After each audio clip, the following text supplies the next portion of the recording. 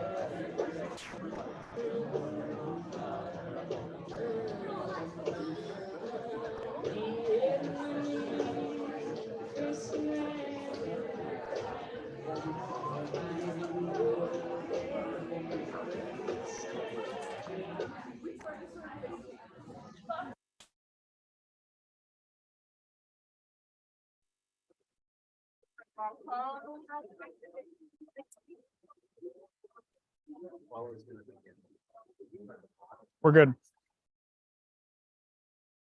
Looks like he's getting started. Okay. Yeah. I'm rolling now just in case somebody jumps. Okay, great. Thank you, sir. They can always. Get it off the top later.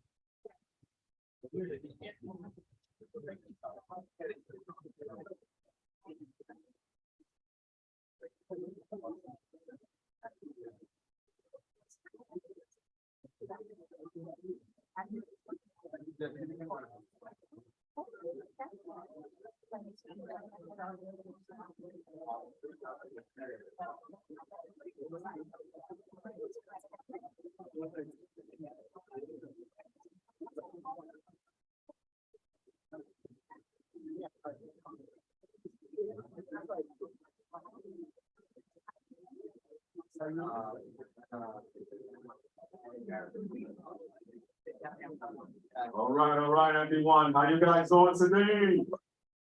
Let's go, let's go, let's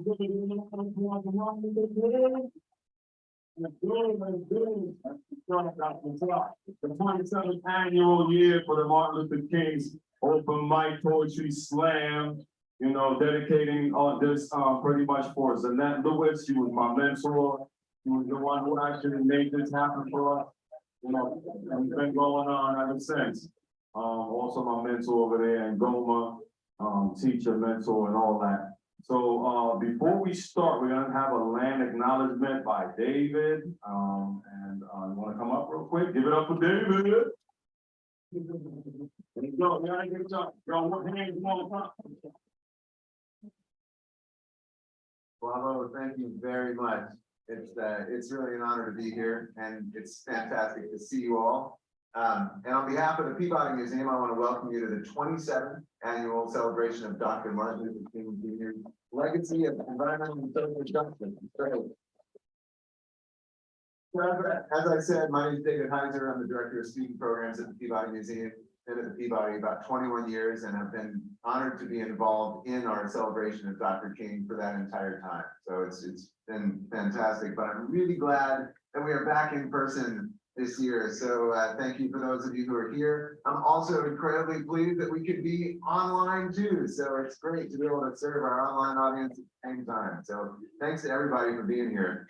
I want to start off by thanking our organizational partners. Over the years, we've had many organizational partners, big and small, but in particular this year, I want to call out the Connecticut Department of Energy and Environmental Protection for being a partner from the beginning and a long and strong partner throughout. So let's give a hand for the Connecticut DD.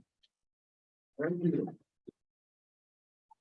Also, I will come back to this in a minute, but I do want to recognize that our 27th annual celebration of Dr. Martin Luther King Jr. is generously sponsored by Citizens Bank. And like I said, we're going to share, in just a second, we're going to share a message from them. But before we do that, I want to begin the program by offering our land acknowledgement for the land on which we're gathered here today.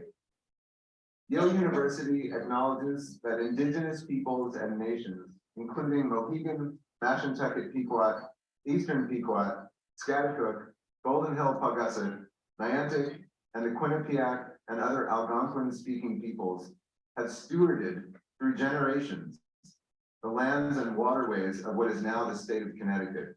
We honor and respect the enduring relationship that exists between these peoples and nations and this land. And so now, before we begin, as I said, I'd like to share the following welcome from Citizens Bank, longstanding supporter of the annual Martin Luther King celebration, and this year presenting corporate sponsor for this year's event. Hello, and welcome to the 27th annual celebration of Dr. Martin Luther King Jr.'s legacy of social and environmental justice. I'm Lisa Moss, president of the Connecticut Bank for Citizens.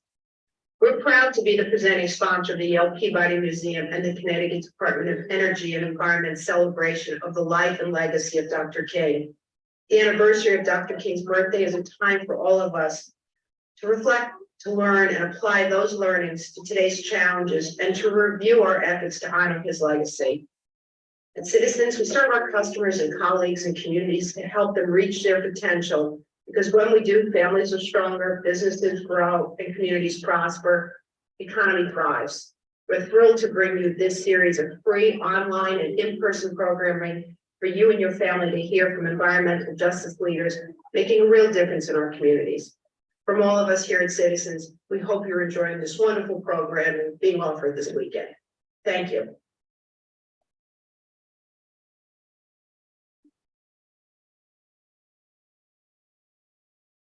Awkward silence, but thank you very much, Dave. All right, folks, thank you for coming in out here to the 27th annual Martin Luther King's environmental justice poetry slam, open mic, all of that. You guys know what a call and response is? Yeah. Okay, so I say something, and then I want you to say something back. I'm trying to get you guys warmed up. I feel like a lot of you guys didn't get your breakfast in this morning. So we're gonna be a spiritual breakfast. You know, we're gonna connect with you on a spiritual level. So every time I say Martin Luther, you say King. Martin Luther! Yeah. Martin Luther! Come on. Some people good fight, guys.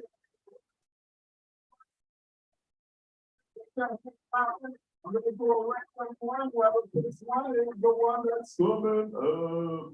And it is Brother Bird Beer. Is Brother Beer? Give it up, brother.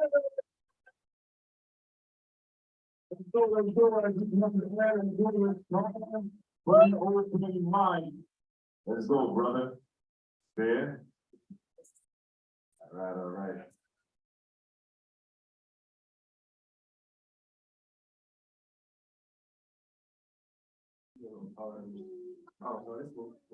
How y'all doing? How y'all doing? Yes, I go by the name of Brother Bear. I'm actually from Hartford, Connecticut. It's my first time performing here at Yale. Well, I'll let y'all learn a little bit about me and then get off stage. So, this first book is called Gang Signs. Does everybody in here knows what gang sign is, correct? Yeah. All right. I throw up gang signs every once in a while.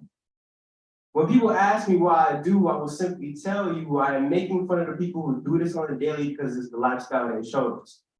I will laugh and joke because these hand movements look like sign language, so I can tell you, most people who use them aren't deaf. As a matter of fact, they blow my ears out themselves if they would ever catch me. And low key, I think that's cool. So I stack these up high like them, my friend. I throw up gang signs every once in a while because it is sign language. So when a white person asks me what I do, I would simply say it is silent communication with my brothers, a way to let them know we always have each other, a sacred oath. So therefore, if I would ever get lost in the crowd, they will see these high in the sky and know that I am loud, proud, and okay. It's a way for me to let them know that me and amigo will never fall out of touch. Even if our friendship would have a rust, I'd be there in a rut, rush about the call that he was in a rut. This is me familiar. But really, I throw gang signs every once in a while because that's the culture we created, right? When you go on TikTok and see white girls throwing up GDK because I have heart, you must know what you have started when they don't know that sign represents the dearly departed. The hip hop culture they like to call us brought attention to all the rights and wrongs, and this generation sees everything, so like a viral sickness, they caught it. I've been infected too, though I would never claim pyro. It's like a dance move. I can show you exactly what to do. And though I'm not from the neighborhood, it's very understood that if I do this, I am now rolling with the 60s, and it's like that for good. I mean, that's the culture we push. It's always been a thing. Being a square got you a wife, and being a gangster got you the wedding ring, but nobody wants that, right? You want to be the popular type, so you started listening to Snoop Dogg, Tupac, and things that helped you learn to life. These labels know it too. They grab onto a youth in terms of the same people they've been listening to, young impressionable black kids who are living proof. They got you listening to trap music, not really they trap you into thinking that it's cool. Listening to drill while they drew you into a grave. It's a shame how nowadays R&B gets you broke and beat into a gang. Battle rapping you locked into battles and losing the war because cloud rapping you photoshopped into the same clouds when real gangsters settle the score. I mean, what is this really all for? It's the disease, the stigma that makes you not want to be yourself. So people nowadays get their personality from somebody else. A collection of missing pieces they don't have in their souls. Depressed young kids be outside indoors and bored, so they start kicking in doors and tell you to get on the floor. Because that's what G Herbo was doing. I mean, Kendrick said he did it too. The almighty conscious brothers had to come from the pain for and through. We're losing good kids to these mad cities, more like these mad systems, because these songs have become a pipeline so that when they fight crime, they can find a kid like me and say, oh, he's mine in due time. I may be another goner lost in the art of war. DJ Khaled told you they don't want you to succeed, and they are winning directly, profiting off our sin and using us as tools while they sit in the background grinning. Are you listening, or do I need to speak and sound again? Young Thug gets caught on a RICO and everybody acts surprised at him when he's been on social media telling everybody he's been killing his ops and killing his friends, and in the end, nobody's taking action. But we rapping about gun blasting, gang infractions, and choir singing when we go more kids in the casket. Because most of the time, none of this is even true. There are just stupid kids like me throwing up gang signs every once in a while because they think it's cool.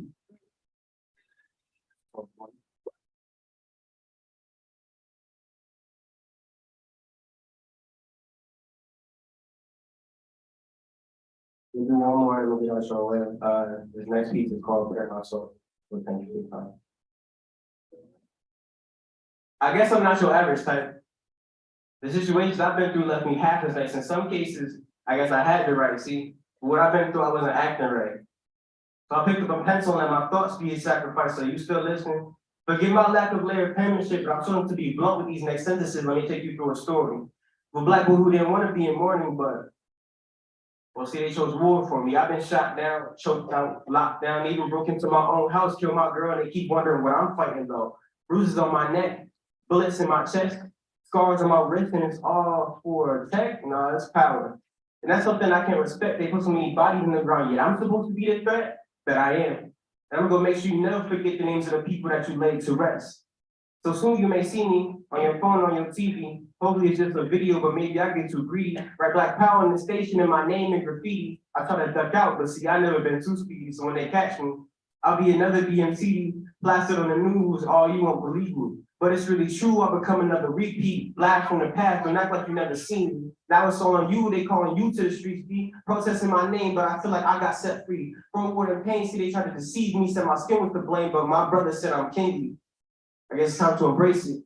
It feels different breaking out the matrix, but before you become a soldier, you gotta go through basics, so let's face it. The system was built racist, so we gotta break it down in order to fully change it. Pushback is a given, we've been killed in many cases, pulled over, not different day, but the same sitch. They spent the last 100 years being a stereotype so we can take it, so I'm done being silent by any means we need to make it. And if that means peaceful protests, cause of silence, and may come down the floor and defy riots and violence, they're gonna try to calm us down, they keep their clients, but they can't break me down, but take my crown. Wish I could say they can't break me down, but I've been radical lately, soon they gonna lay me down. The SWAT team might machine gun or grenade me down. And if they do, tell my brothers just hold my people down, forever the foes, balance your soul. I die on my feet before I live on my knees, 10 toes down and 6 feet deep. Peace.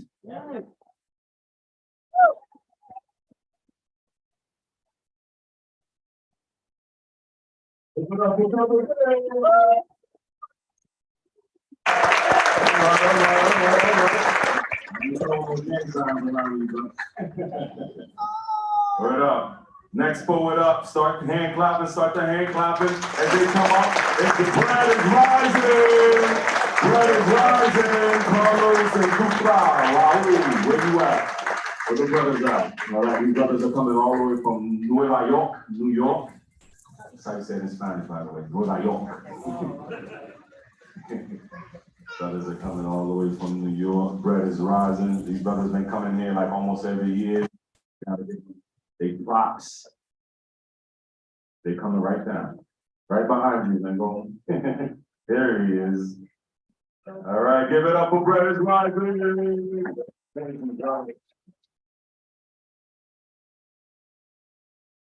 Yeah, thank you, Croilot, for a great introduction. Yeah, and to be clear, this year marks 20 years we've been coming to this program. Everybody's happy and honored to be here. And just because it goes sent an email, and that's how we're here. I really appreciate it. Give a shout out to Ngoma right here.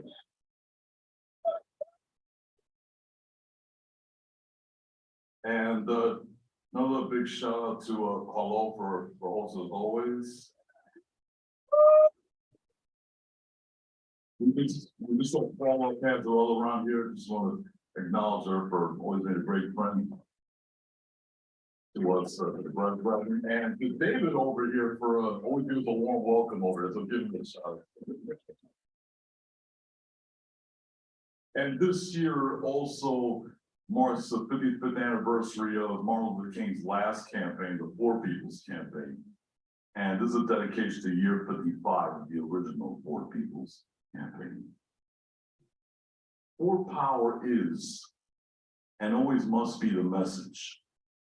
A letter to all forces gathered to place the writing on the hunger wall and break bread made by our friends the diggers. If grandmother Mattie Grinnell wished to take her 101 years of life to the front lines, we can only go beyond and strike fear into those who impoverish us. They fear our unity. We must love unity, be in solidarity, and get ready for struggle. Poor power is the way. What oppressors do is shameful. Yet where we stand, there is no shame.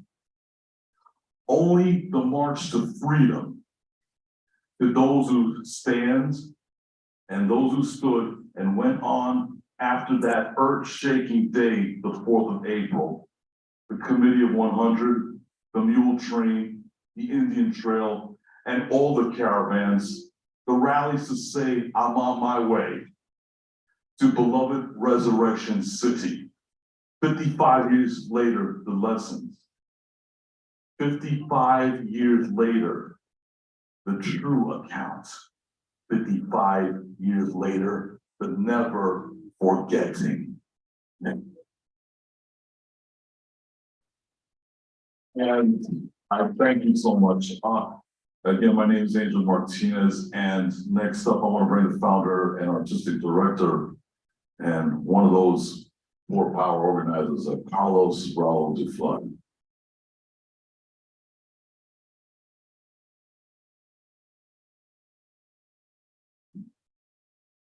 It was heavy what he says, and I want to thank everybody, David, Carlisle, brother, and all of us that are here.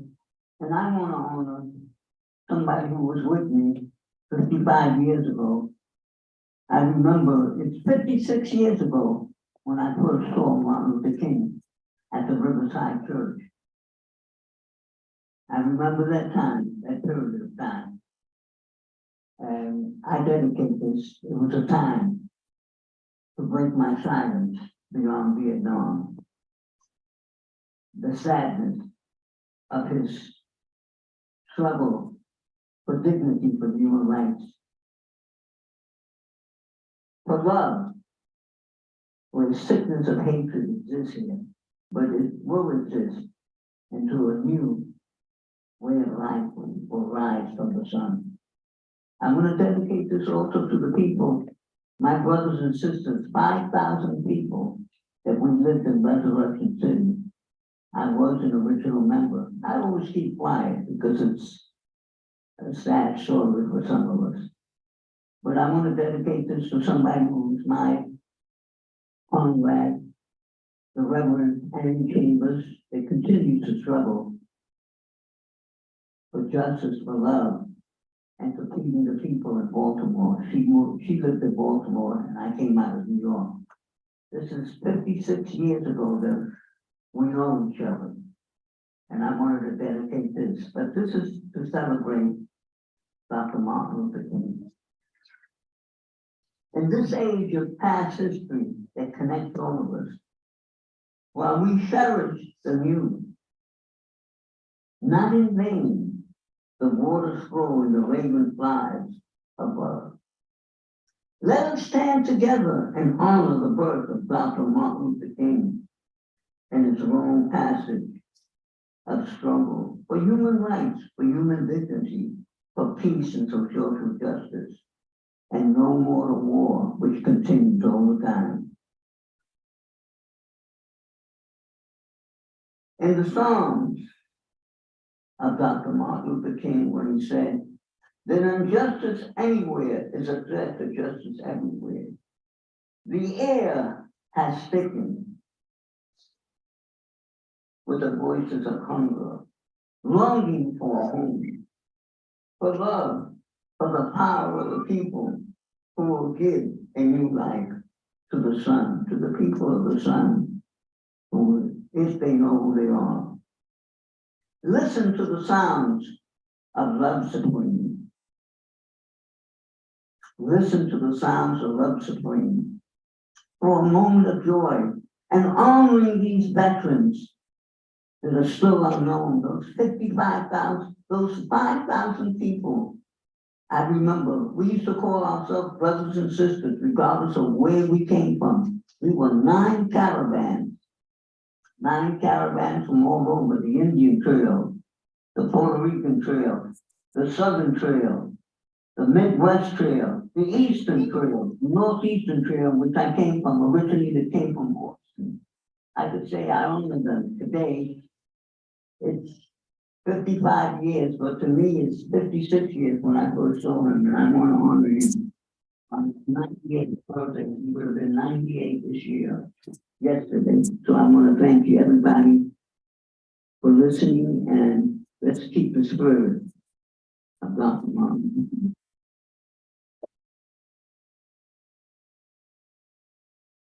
Right. Well, very rising, y'all, very rising. Talking about a love security. Y'all better take that full train I'm gonna take that John Coltrane, our love supreme. I ain't gonna sing, not today. All right, let's shuffle real quick for the next mic, open mic, poet. Is it also? Give it up for also. Give it up. We're down. All right, brother John.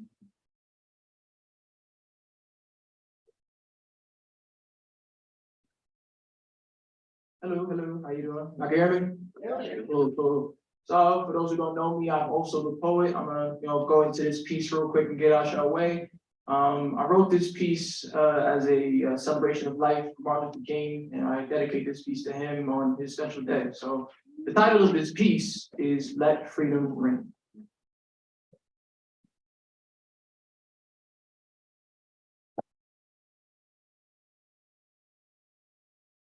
It all started with a dream. Born in the darkest hours of history, a period where the fight for equality was a fever dream that our grandparents remember as constant nightmare. Nights were being out past curfew gave the creatures of the night an excuse to pursue you through city blocks built with black hands. It seemed there were no good men left, until a warrior of change emerged, a beacon of light shining through dark alleyways reserved for the shadows of oppression to fight against the forces of tyranny. Here he stood, at the doorstep of the house in the neighborhood at the end of the block that our mothers would warn us about, playing near in fear, and knocking on the door to share the gospel of his people would be the last thing he'd ever do. And here he stood, in the spaces where prejudice was granted a safe haven to manifest into the minds of children from the next generation, to show that compassion triumphs over violent reactions, that interaction with man is to gain an understanding rather than becoming that of which we feel. Here he stood, on the highway to hell to bring forth salvation for those riders who died trying to reach freedom's summits, where so-called patriots of democracy stood before him with hatred in their hearts upon which not even they could comprehend. And here he stood, in the jail cells of white America for committing a crime of passion, and action flung heroes into the streets in large factions. This is no longer just a movement. It was a revolution spurred by agents of change who would rather die standing on their feet than on their knees. And here he stood, the man who wasn't afraid of being a martyr in the war against civil injustice, as he shouted for justice to reach, as he shouted from the steps of Washington for justice to reach the rivers of Montgomery and the hills of Alabama. A life dedicated to the advocacy of the community, to the unification of a nation where you are judged on the content of your character and not the color of your skin. This legacy will live on through the youth who dare to have a dream, even in spaces where no light exists. And they will answer the call for change, standing on the same steps of those who have passed on, but are not forgotten.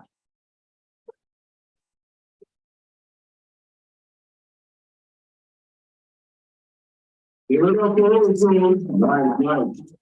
But like I gotta like resurrect Martin Luther King real quick. Shuffle this a little bit more. All right. You guys, how you guys enjoying this so far? All right.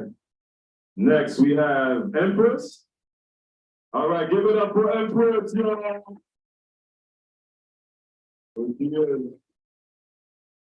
Here she comes. Almost there. Close enough. Give it up for Empress, y'all.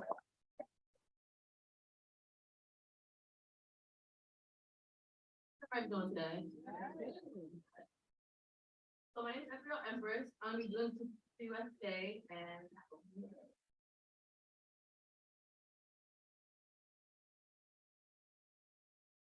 oh, I know why the cage birds sing. They sing for open air and trees. Be free to roam, explore the world, make a home. Instead, all they know are these four walls under lock and key, not knowing who they're meant to be. Oh, I know how the cage birds sing. They scream and yell to be released from captivity, but all you hear is a passionate melody. No remedy to their sorrow. A million todays, not enough tomorrow. Oh, I know how the cage birds sing. Freedom rings in my ears while paralyzed by fear, locked in a cage. An age of conformity and destruction of difference, interfering with my reality. Oh, I sing for harmony of love and light with my will to fight my way out. I know how the cage birds sing. Their spirit is alive, our energies collide. We sing for the freedom that has been taken, but little do we know if we stop singing, maybe we find out we gotta sing. Woo!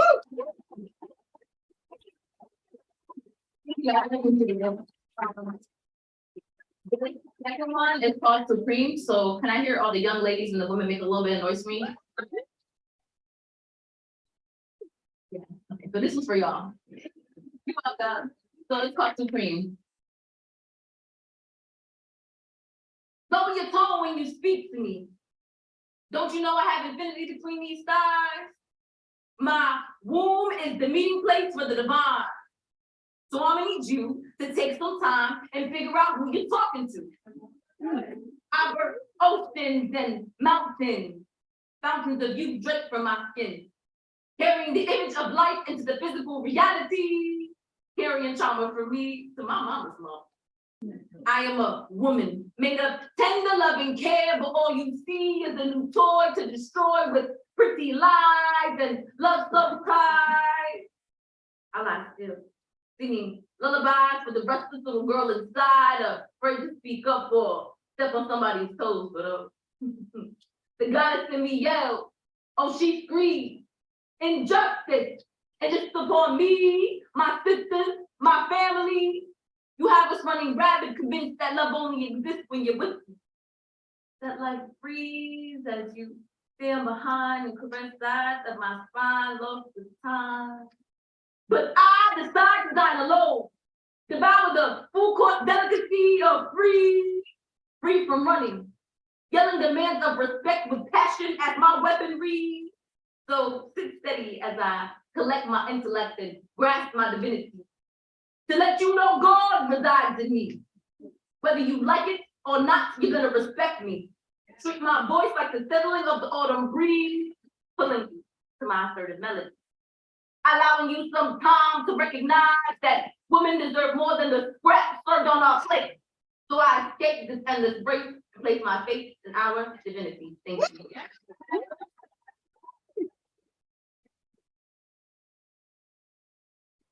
Yes, yes, we're definitely here. All right. How we going? Okay.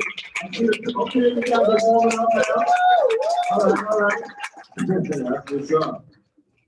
All right, so who's next? So give it up to Najee. Where's Najee? Najee's here. There he is. Hold on, where's he at? Oh, there he is. Give it up to Najee. Take his coat off. All right, brother. He's almost here. Close enough. And there he is. Give it up to Najee, y'all.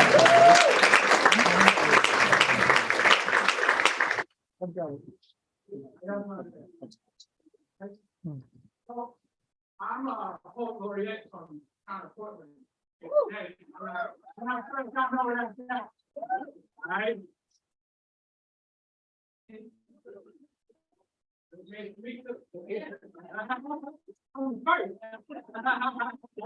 Alright, so we try to bring it for y'all today, all right?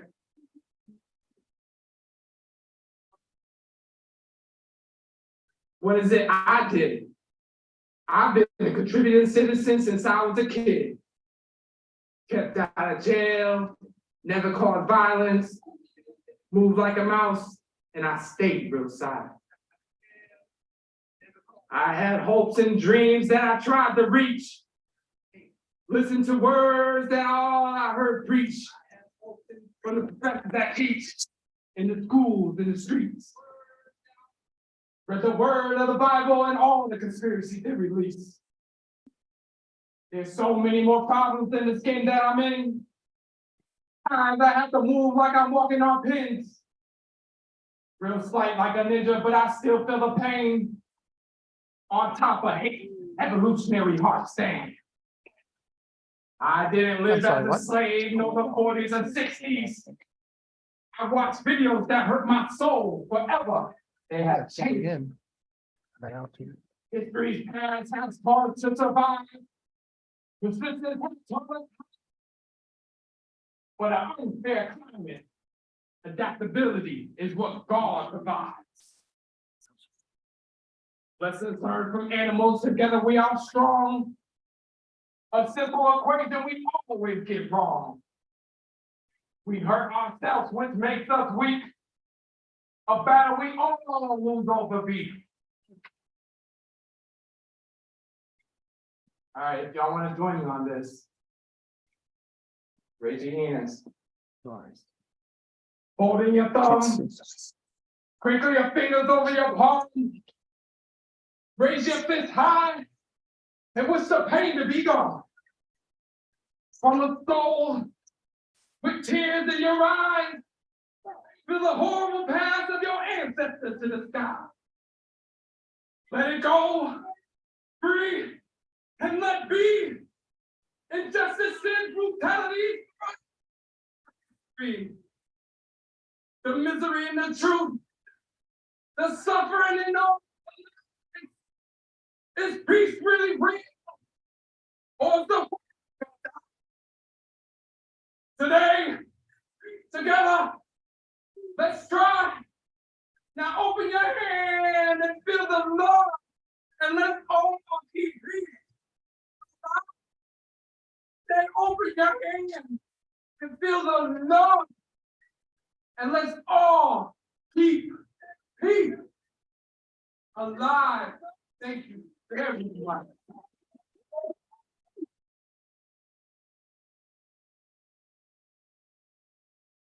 All right, give it up tonight, y'all. All right. That's good stuff. How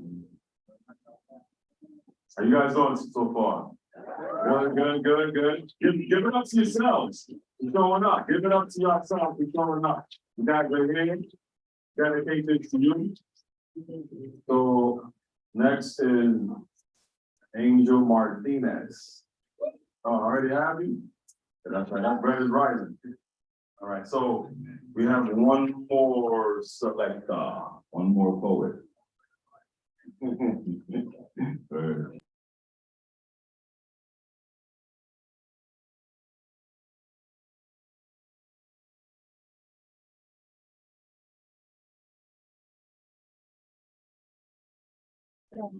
All right, I might still have something, you know.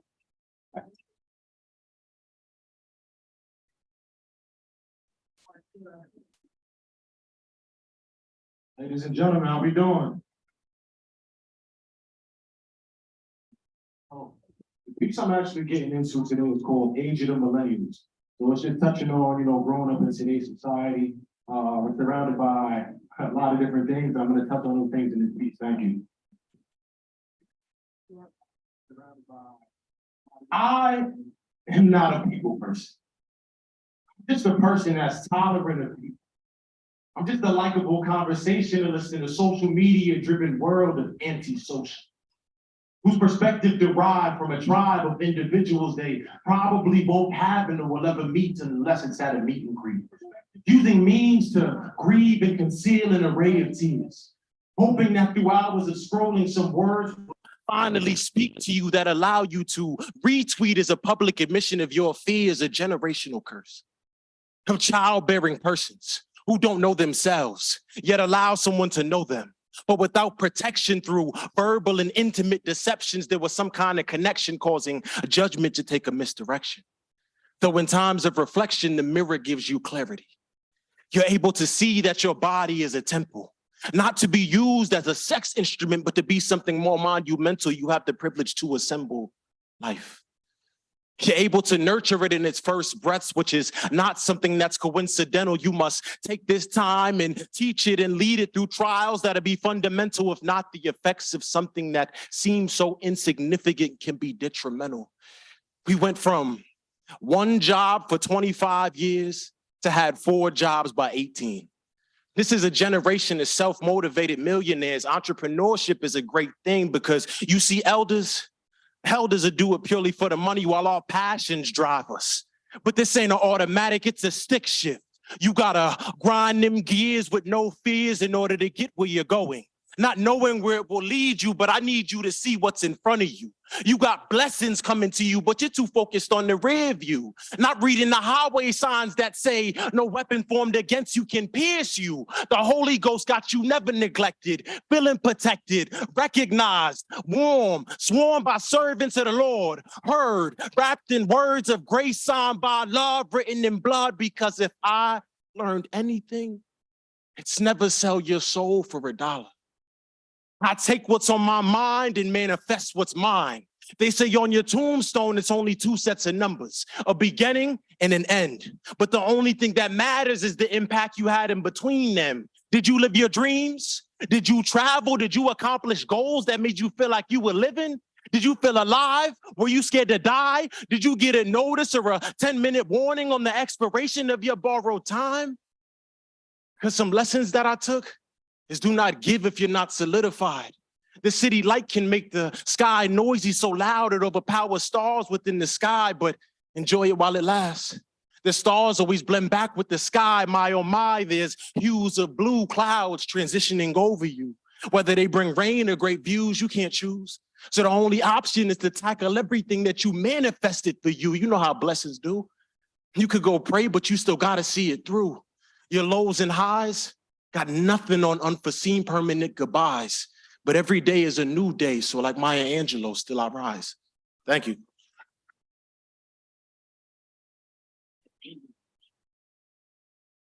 No doubt, no doubt. Give it up, give it up. Yeah, yeah.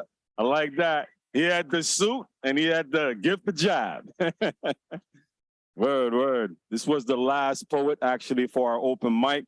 But before we close it up, the open mic, let me just spit this last piece for you guys real quick.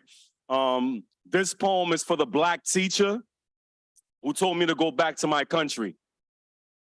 I ain't going nowhere. I mean, it's like North America, it's like North America is like Central or South America.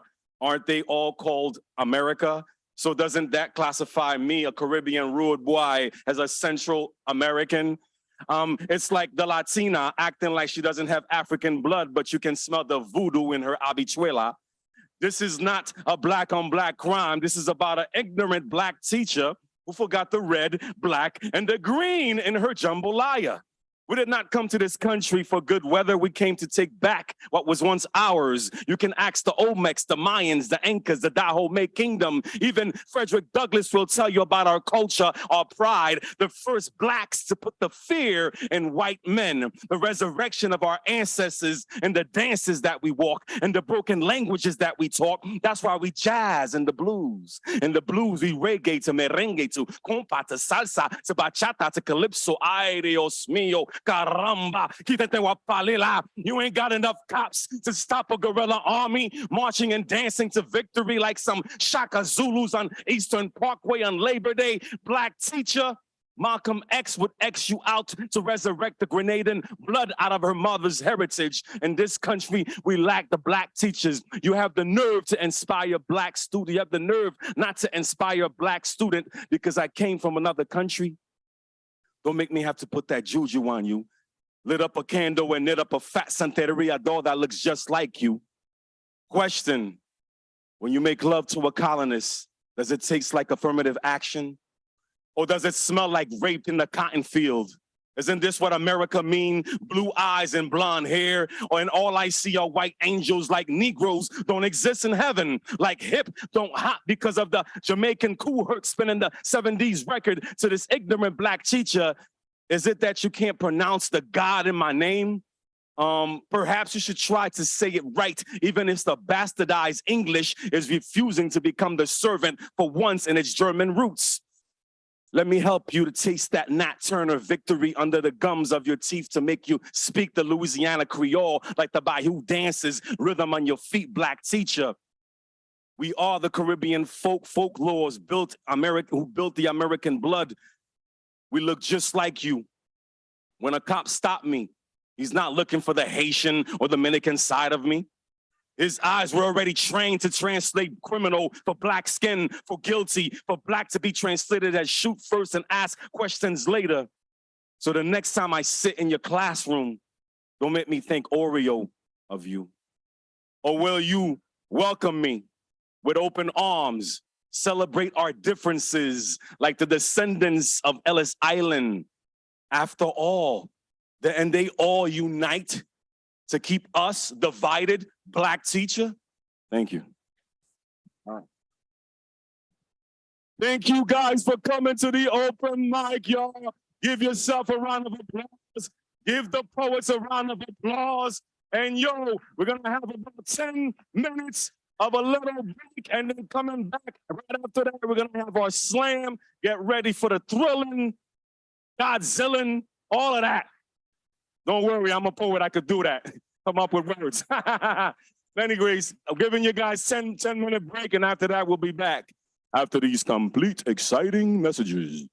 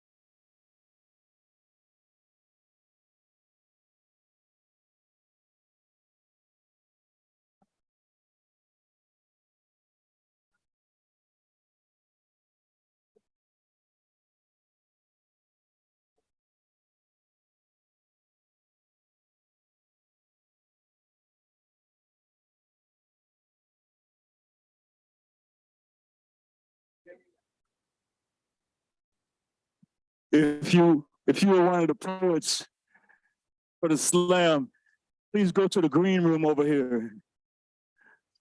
I don't know who's here yet. Yeah.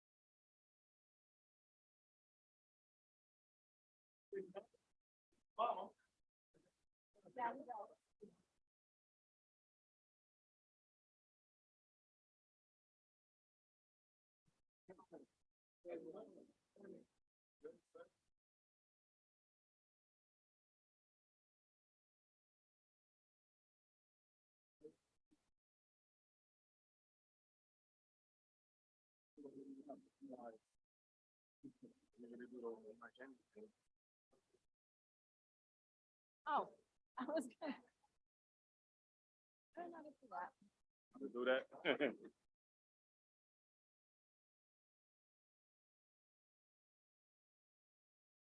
Yeah, so much.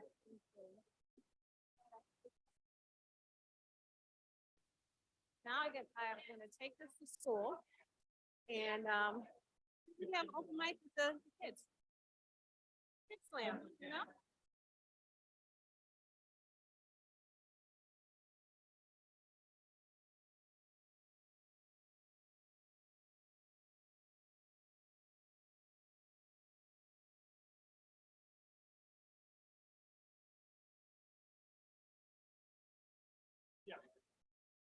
It's on Facebook.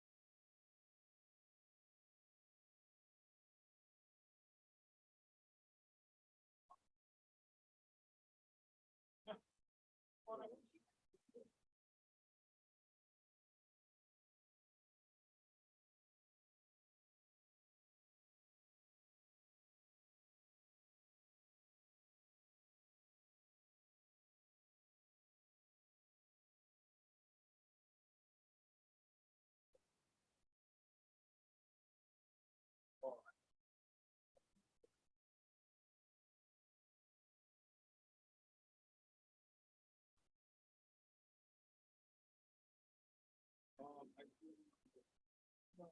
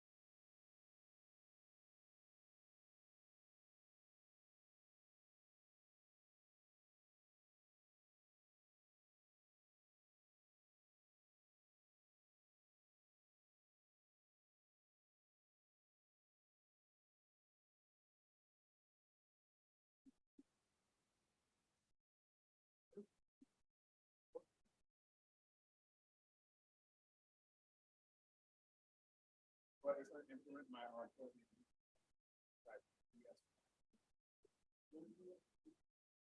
It's right inside my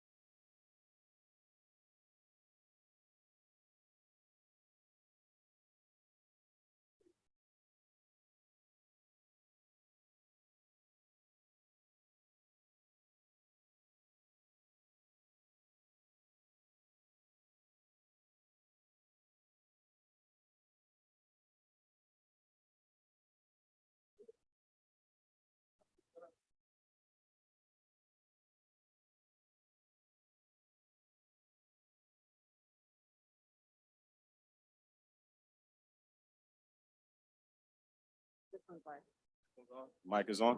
Mic check, mic check. All right. Just remind people, the only thing that's allowed in here is water. They cannot eat food in the room. Just a quick general announcement. In this particular building or lecture hall, you're only allowed to have beverages, but not food to eat.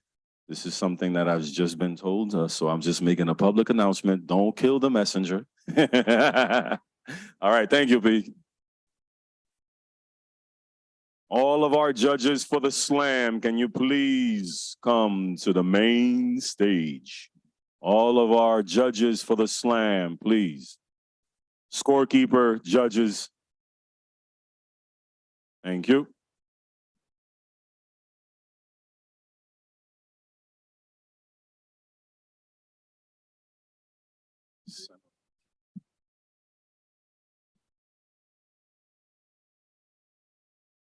Mic check, mic check, mic check, mic check.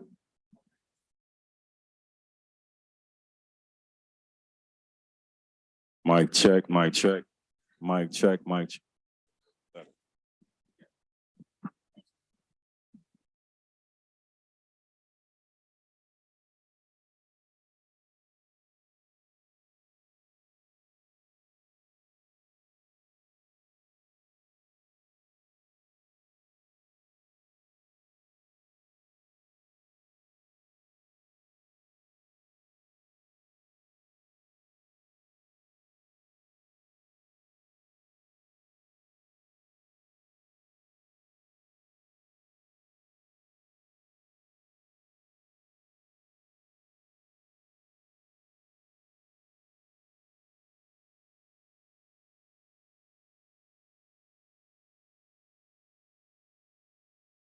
From my judges, where are they? Judges, please. Okay. Judges, please come up front on stage. One more. You have one more judge? We have one more judge supposed to come up. That's judging. You don't see him? You can always. Also want to make another announcement. I have somebody's lost phone, so if you lost your phone, come up here. It was left out in the lobby.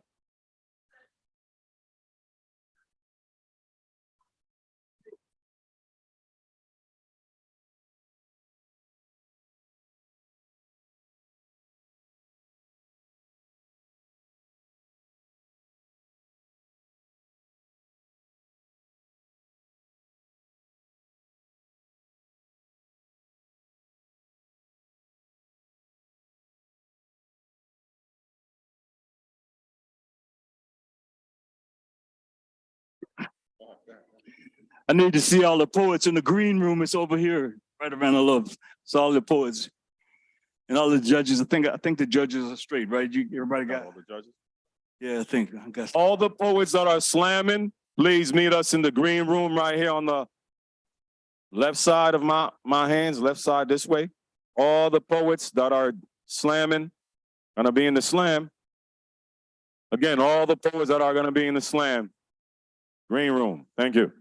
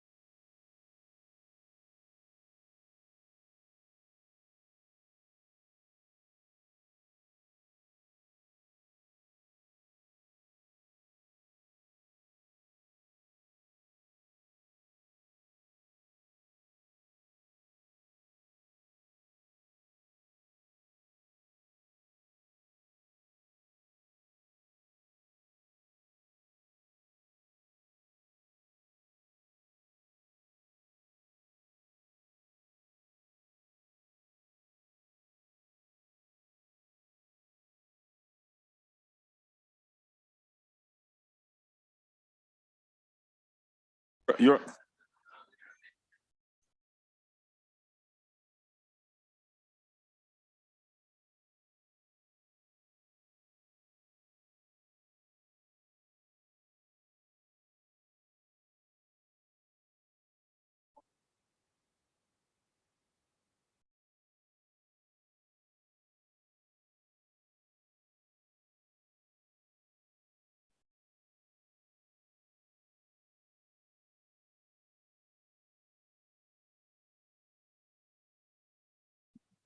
If you're a judge for the slam that we're getting ready to start, put your hands up. I need to get your shirt sizes. So keep your hand. 1, 2, 3. All right, thank you.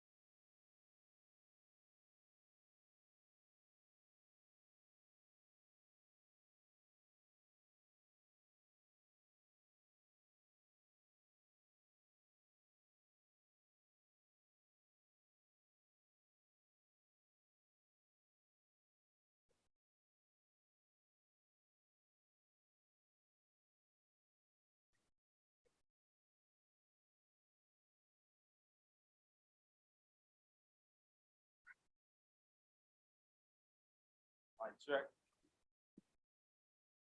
check. Mic check. Mic check. Mic check. All right, y'all. Getting ready to start. Mic check. Mic check.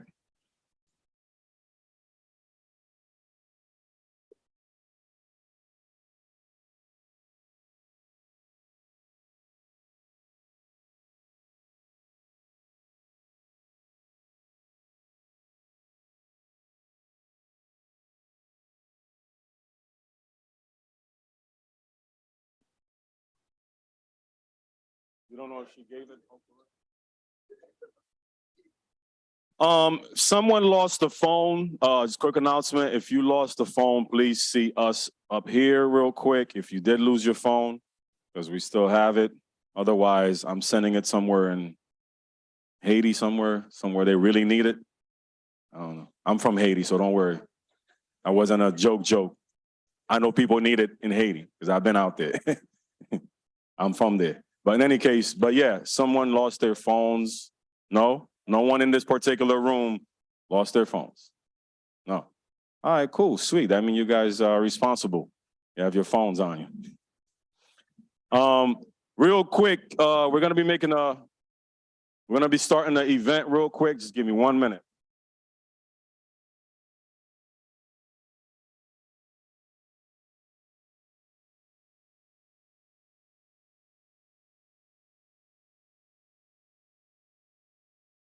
All right, y'all. This is our 27th annual year for the Martin Luther King Social Justice Environment Poetry Slam. Give yourself a round of applause for being here. Yeah, like this room. All right. Every time I say Martin Luther, you say King. Martin Luther, Martin Luther. That's what I'm talking about. So before we start to slam, we have something exciting and special for you guys. It's the actual Connecticut Poetry Slam team that's been, pretty much wrecking the house nationwide. They're here to do a couple Poetry Slam team group pieces for you guys. Let's get your hands clapping right now, people, for the verbal slap. Give it up for verbal slap, y'all. All right. Verbal slap.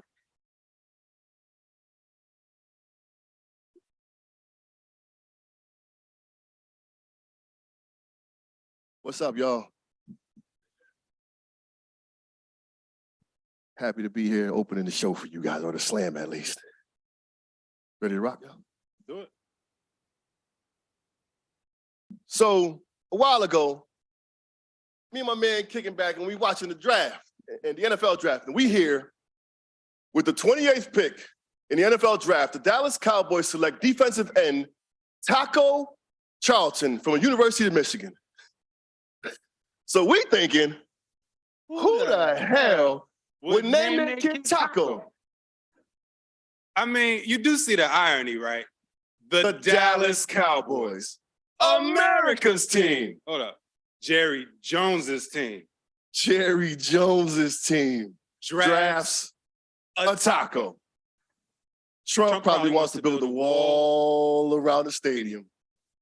Taco is 6'6", 277 pounds, built like Black Stallion. America, equestrian, AKA Cowboys, still riding our backs on hopes to be great again. But they call us athletes the jocks, while this country places us on top of America's auction block. Draft, sending the biggest, most athletic demigods to a team where they sacrifice their bodies in a game for a country that once made a game of sacrificing their bodies. It makes sense. It makes sense America will draft a taco. We've always been a shell of a country with the dark meat stuff at the bottom, everything else stacked above it. Let us pledge allegiance to the cheddar at the expense of ground beef. The only way it can ever be deemed supreme is when you add a layer of white sour cream to the very top. There's a metaphor in that. Fun fact, 81% of NFL quarterbacks are white. Meanwhile, 81% of NFL defensive players are black. Irony, white men control the ball trying to break through a wall of brown faces. There's a history lesson in that. We are the front linebackers, pushed in the cornerback, where we Hail Mary for our safety, praying they don't throw the long bomb. Fun fact, 86% of NFL running backs are black. 91% of NFL wide receivers are black. To this day, we're still only believe good enough to run and catch a pass. Catch my point. Irony. Taco went to the University of Michigan. The Wolverines. Taco is an American superhero with a chip on his shoulder that refuses to die no matter what you throw at him. The taco is one of the things that makes America great. You can't draft the taco, then deport the people that created it. If minorities took back everything we gave this country, America's team would be the Lone Star. There's no team without us. We make up us. The U.S. ain't complete without us. This country was built on us being less than man, yet us are the ones who are idolized. And iconicized. Only if us got us some size. And some talent. Even then, us still only get a fraction of what us earn them billionaires. 122 major professional sports teams, only one black-owned. Irony. White men own the fields, black men work them. There's a history lesson in that. So when you draft a taco in the first round, you can't treat his people like second-class citizens. This country may not like us, but everyone loves a fucking taco.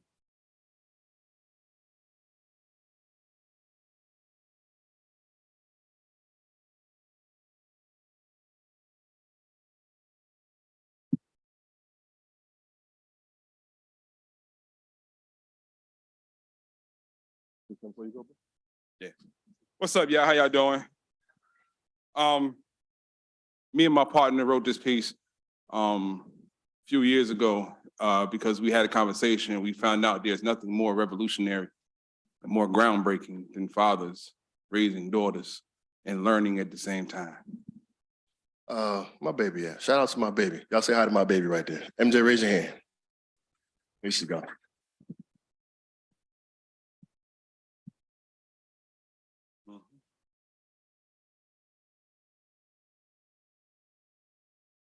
When you have a daughter, braiding hair ain't just braiding hair. It's a process. Wash. Keep her thoughts clean to help break up the dandruff of the world. Condition. To recondition her roots so she realizes she's not a black, broken, brittle piece of herself. Blow dry.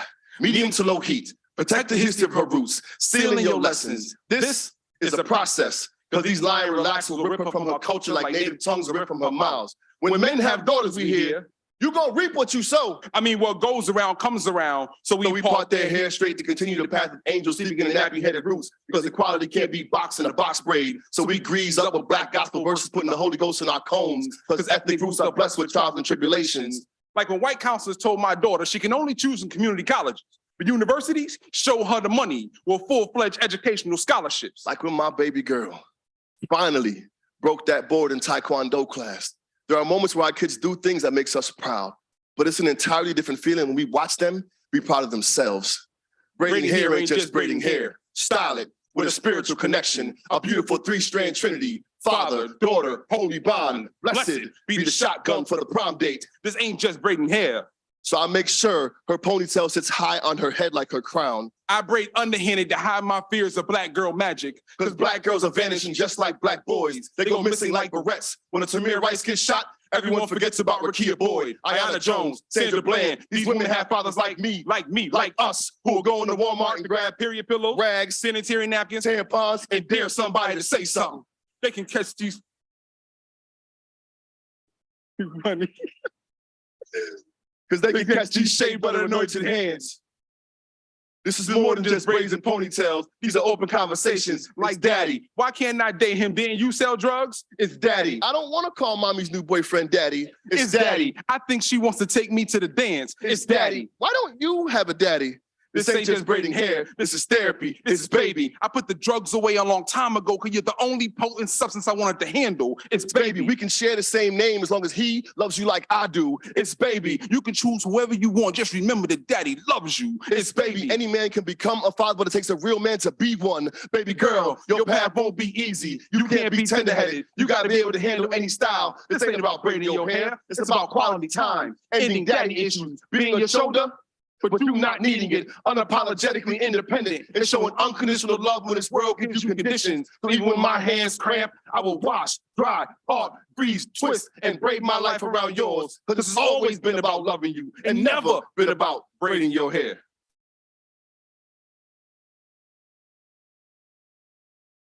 Give it up. Verbal slap, y'all. This is verbal slap. Word, word. No doubt. That's how we're gonna be starting the slam, guys. Word, word. Verbal slap is a poetry group piece team that we started back in 2010, 2011. So going to the National Poetry Slam team. I was one of the coaches, also one of the teammates. You know, these brothers out here, when they come heavy. Without further ado, I would like to invite my mentor, my teacher, the scholar, the poet, the musician. Man, this guy does everything, man. In any case, give it up to Ngoma. Give it up to Ngoma.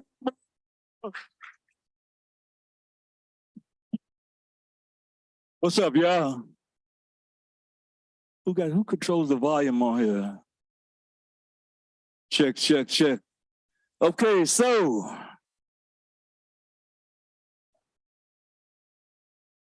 it's good to see all of y'all. Give yourself a hand just for being here. Yeah. So this is the 27th event here, Slam, yeah.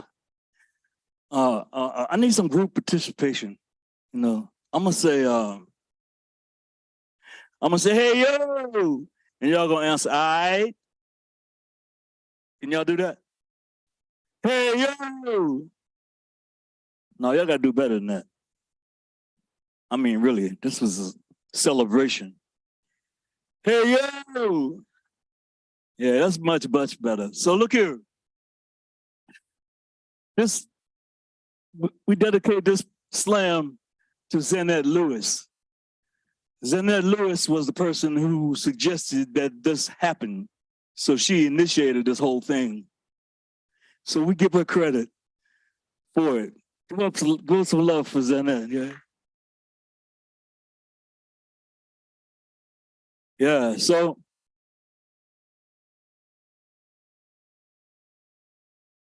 this toy here, you may know of it as a didgeridoo. Is that what y'all know it as? So check this out. The Aborigines say that this is a yidaki, Y-I-D-A-K-I, not a didgeridoo. Didgeridoo is a misnomer, like they call you out your name, Jigaboo. Ah, you got me here. This is a yidaki. It was said that this instrument sounded the world into being. And its sound takes one in what you call the dream time. And we play it as an opening. It opens the way for spirits to come. So I always start by playing it in honor of Zannette, in honor of Dr. King, in honor of all our ancestors. So that's how we're gonna start.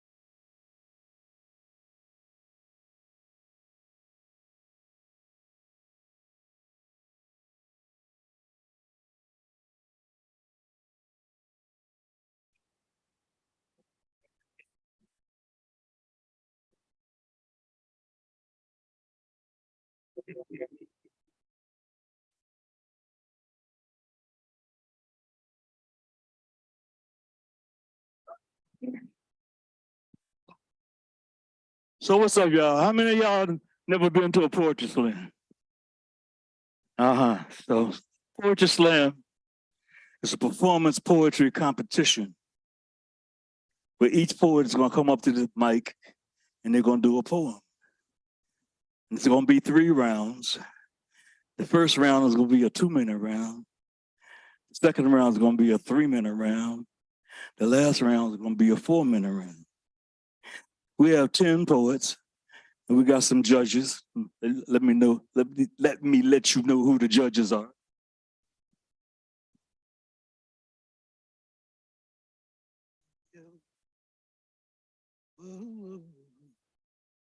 Our judges are Oshun Yoying Alake,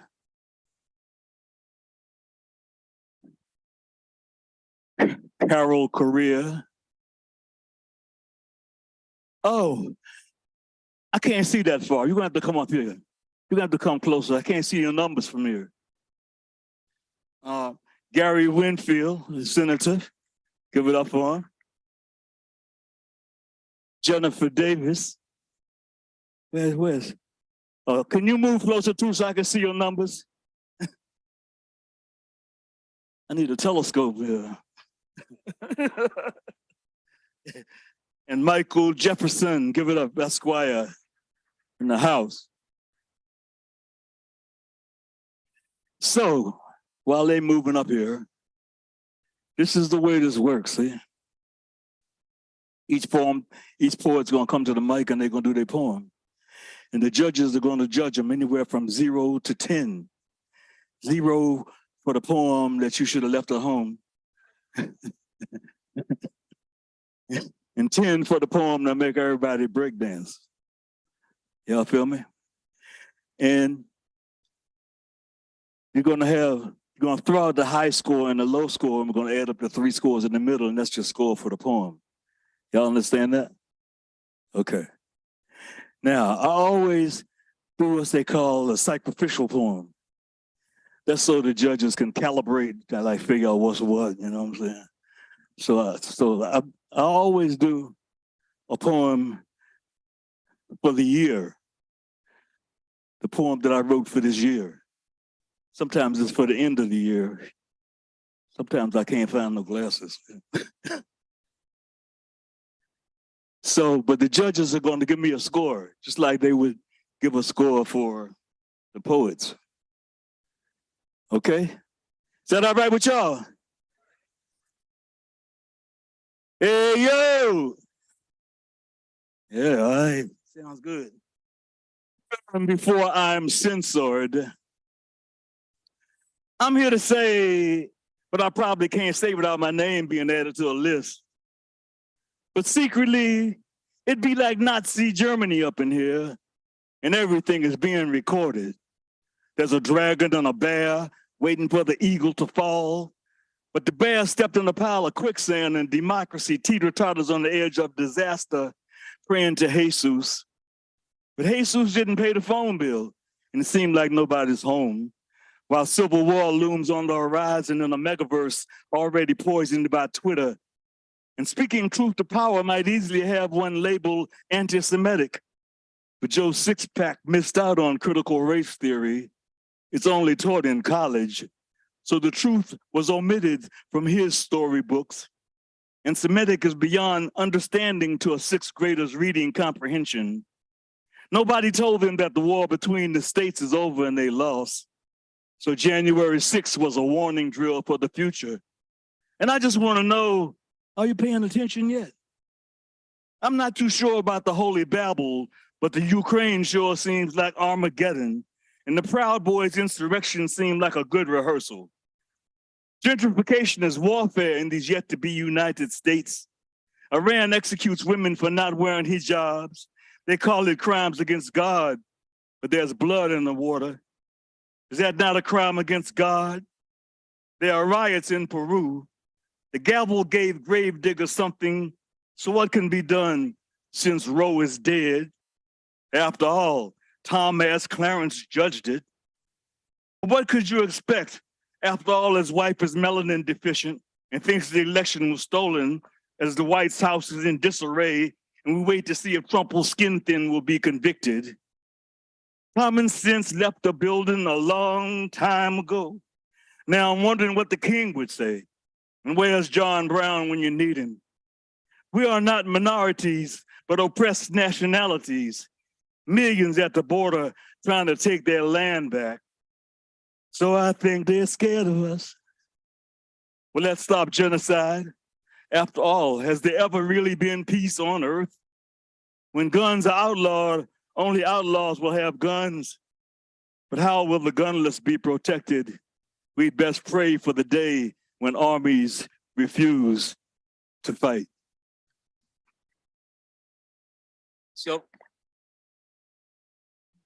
yeah. So, judges, what y'all think of that?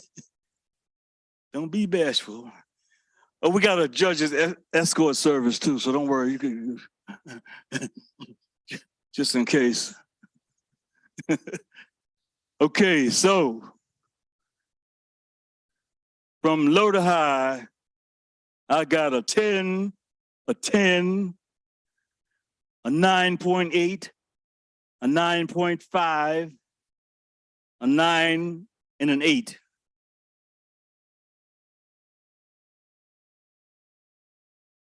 That was 6? How I get 6? I ain't got 5 sets of cards.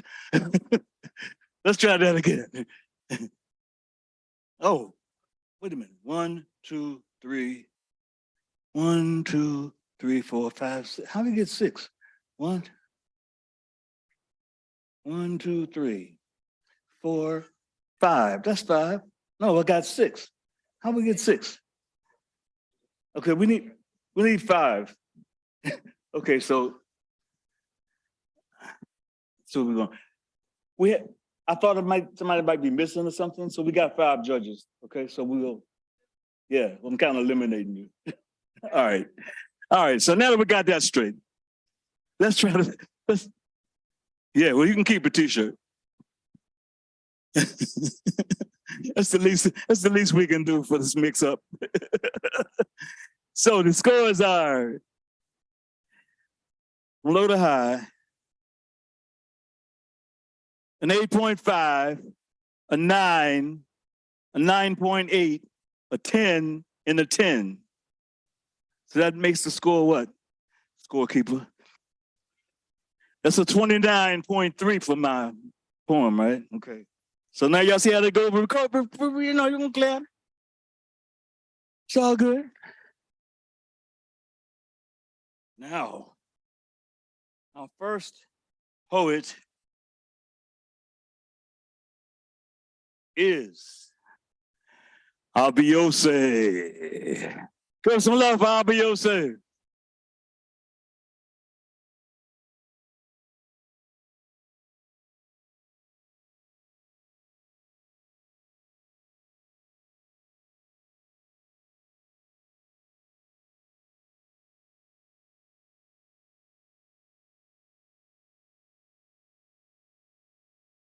Don't hate me because I'm beautiful. Don't be mad because my skin reminds you of chains and whips. Be mad because you're conditioned to see my chains and whips as some drugs I flip. Don't be bitter because of the lemonade I made from your strange fruits, or because I rearranged your language to fit inside a culture you broke. It's not my English that's broken. It only looks that way because I'm trying to keep myself from falling apart. So I got a little swagger when I speak from the heart. Don't hate me because I make pain look so good that you want to taste it and call yourself by the derogatory terms that you've used to describe me. Don't be jealous because I absorb the light that turns your skin red because my brown pigment is so colorful that you started to call it black to erase my spectrum. Not realizing that black birthed the universe. The stars can only shine against a black canvas and are eventually swallowed by a black hole going back to the blackness that created them. Don't be angry. The venom you gave me made me the black mamba. The storms you rained down on me made Mayweather and Ali. With a prince so royal the rain had to fall in majestic shades of magenta, and a king who did it so good, he had to call it bad. Don't be mad because I birthed every style of music that this country ever had. The same hands gave you mathematics, astronomy, religion, written language, cars, light bulbs, traffic lights, cell phones. The same hands were raised like the hands of a god while you placed bullets in my torso to see if I'd resurrect. What else can I expect? You hate me because I'm beautiful, please. Don't hate me because I'm beautiful, because guess what? You are too.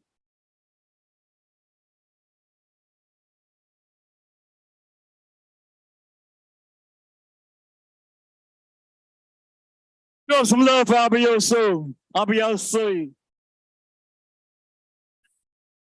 Can y'all hear good in the back? Can you hear good in the back? Oh, okay. Because I can't hear. I'm right up here. Okay. Timekeeper, y'all got that? Those are 2 minute round, right? Okay. What's the score? We've got from low to high. We've got only see 4 scores. Where's the score? Ah, there you are. We've got an 8.2, a 9.2, a 9.2, a 9.5, and a 9.8. And we throw out the high score and the low score. Whoa, wait a minute. Hold up. We got an 8.9. Hold them up again. I'm sorry.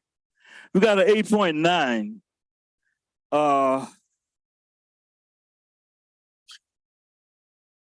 Where's the 5th person? 1, 2, 3, 4, 5, 8.2, a 9.2, a 9.2, a 9.5, and a 9.8.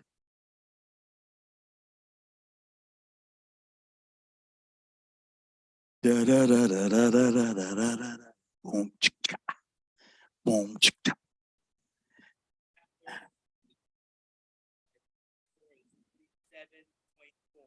27.4 for Ameerah. Give it up, give it up, give it up. You said 27.4.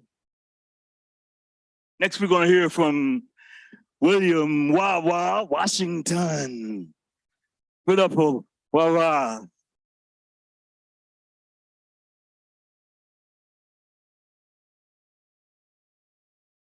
Like the water from the faucet that drips into the sink, we are systematically being murdered one by one.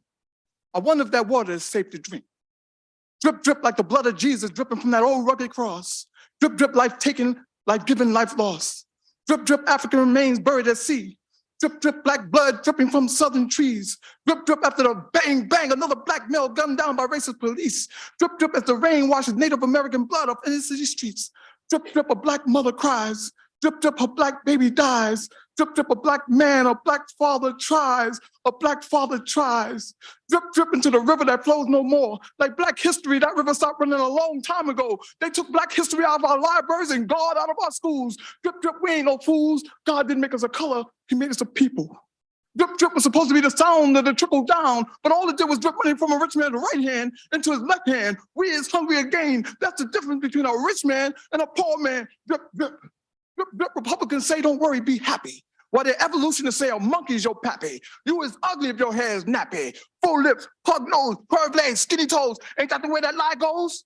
Ain't that the way black history is told? Ain't that the way that river flows? Why they hate us so they don't even know. Drip, drip, Emmett Till, drip, drip, Trayvon, drip, drip, Sandra Bland. We are systematically being murdered one by one. And like that water from the faucet that drips into the sink, I wonder if that water is safe to drink. Drip.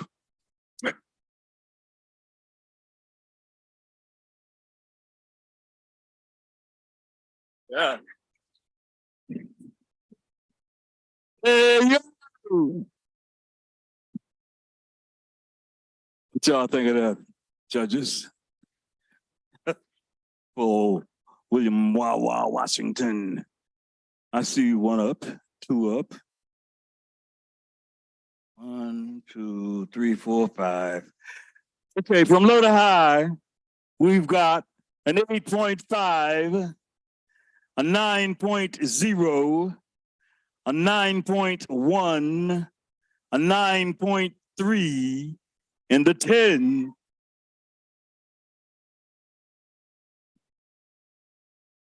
Da, da, da, da, da, da. All right. That's a 27.4 for Wawa Washington. Come on, clap. What? What's up? Huh? Abioso's form, the score's wrong? Oh, we made a mistake on Abiose's score. What is it? It's a 26.8. Woo. Okay. Sorry, yo. Next, we're going to hear from Hattress Barbour. Give some love for Hattress in the house. What? Hey, yo! You got to wake up in here. This is a participatory event, okay?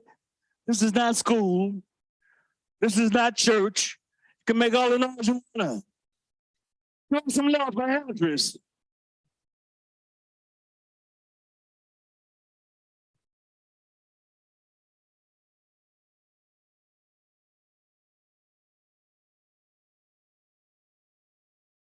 The women in my family are magic. You see, I have witnessed them transform tragedy into triumph, cradling self-esteem and rocking pain to sleep with lullabies that soothe the average beast like me. See, I've seen them look dead in the eyes and laugh like only a Black woman could.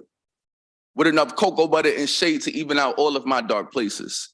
With enough snaps, neck rolls, and hand claps to let you know when they ain't playing. Enough fortitude to last generations, because as we all know, Black, it just don't crack like that. Because see, when my mother died, these women literally put the men on their back and carried us to understanding.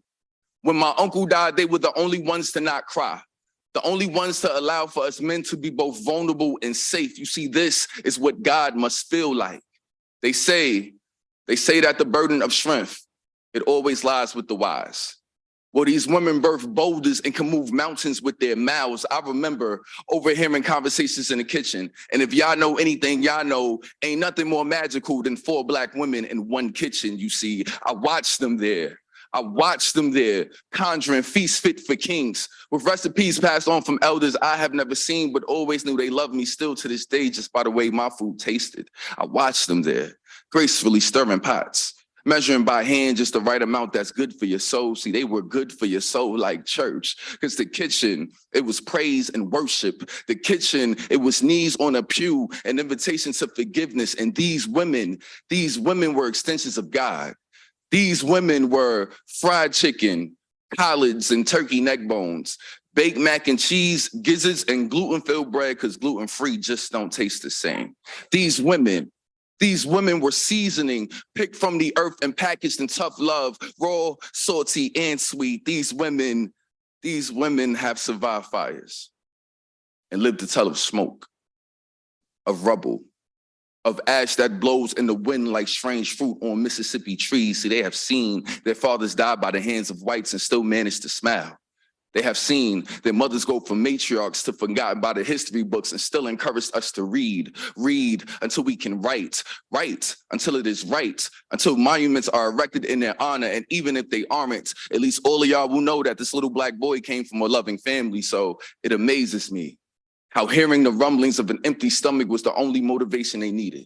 How they withdrew pain from wounds I never knew I had. How they had love etched on the insides of their arms so that every hug had the power of healing. How they knew honey and ginger and apple cider vinegar worked better than anything a doctor could ever prescribe. I have no idea. The women in my family are magic, I swear. And I just want them to know that that monument they've been waiting for has always been right here. Thank you.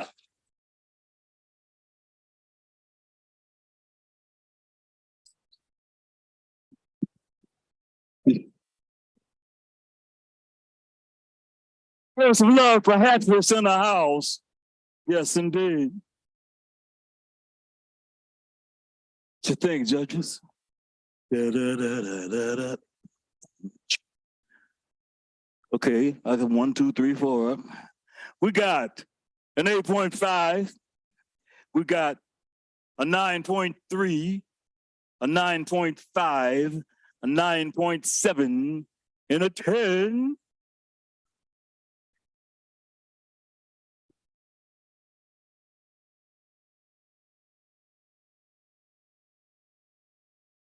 Could y'all hold them up again? From low to high, an 8.5, a 9.3, a 9.5, a 9.7, and a 10. Hey, yo. All right. Oh, God, yo. Da-da-dum, cha-cha. Do-do-dum-dum, cha. Ding-ding-ding, cha-cha. Do-do. You got me, huh? Boom, dum, dum, dum.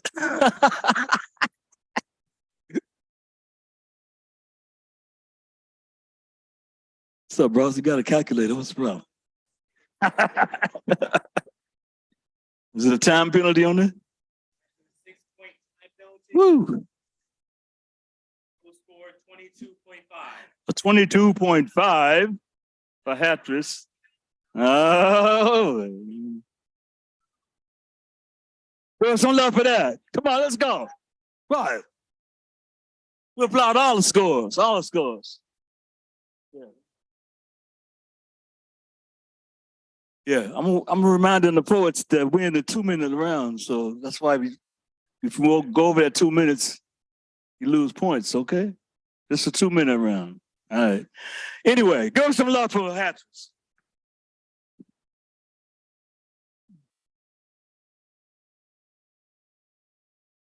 Next, we're gonna hear from a sister. It's about time for a sister, right? We're gonna hear from Ameerah Shabazz-Bilal in the house.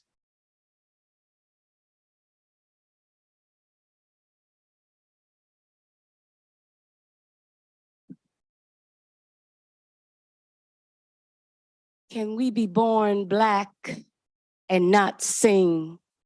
Can we sit on boardwalk edges and let our feet dangle and do nothing but fish and not be lazy?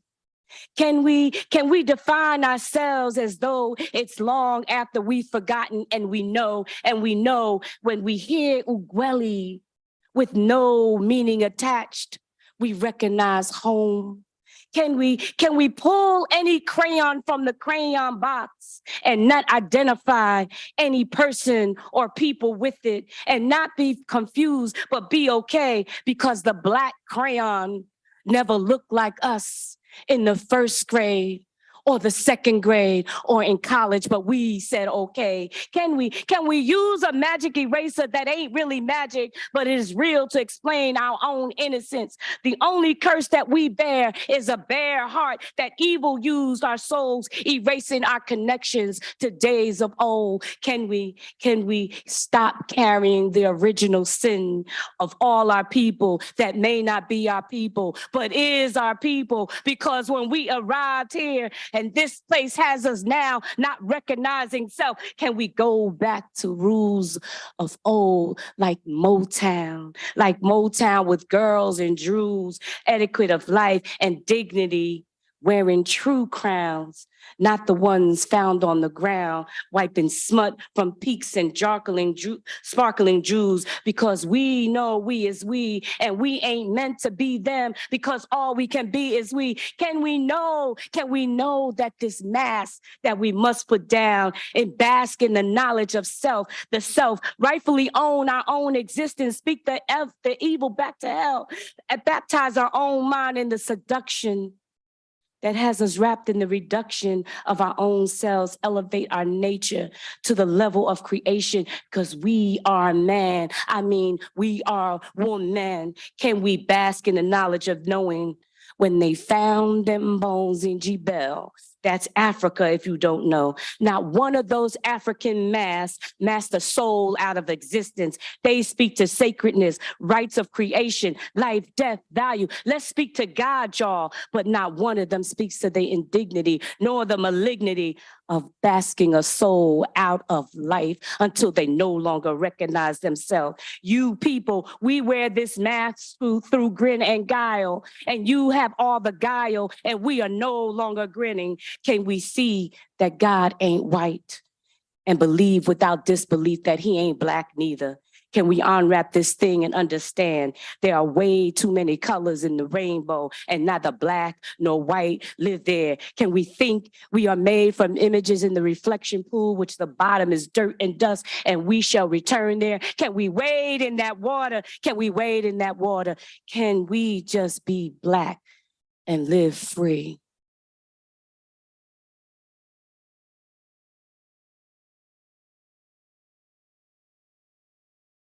Yeah, give some love for Ameerah. Give up some love for Ameerah. What? Up in here.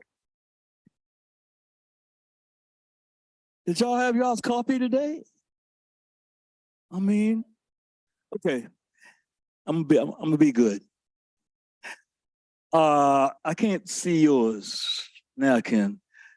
From low to high, we've got a 9.0, a 9.2, a 9.2, a 9.5, and a 9.5.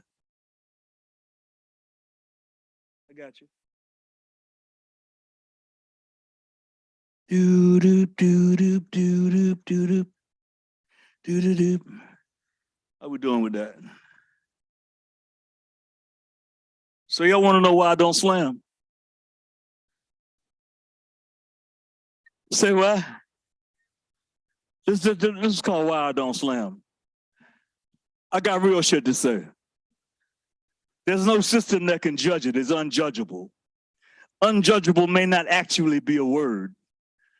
Most of the judges at slams outside of this one don't know shit about poetry anyway. And depending on the venue, might be drunk. A lot of what I have to say will piss you off.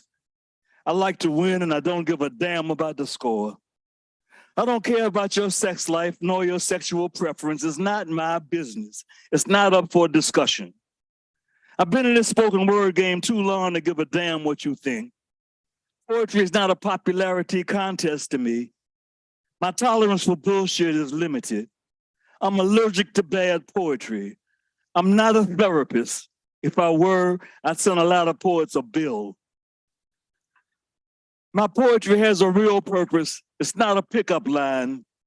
I'm giving you my opinion, but opinions are like assholes. Everybody's got one. This poem doesn't require a score. It's unscorable. That may not be a real word either, but this poem isn't competing for a prize.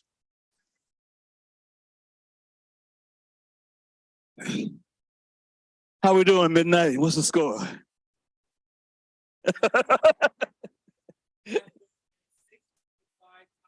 Oh, damn. Okay. Give up some love for 21.4. Yeah. We applaud all the scores and all the poems for everybody. 21.4. Give it up for Ameerah.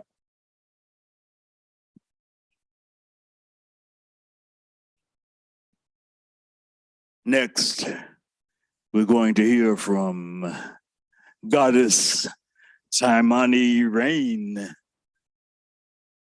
Yeah, give it up.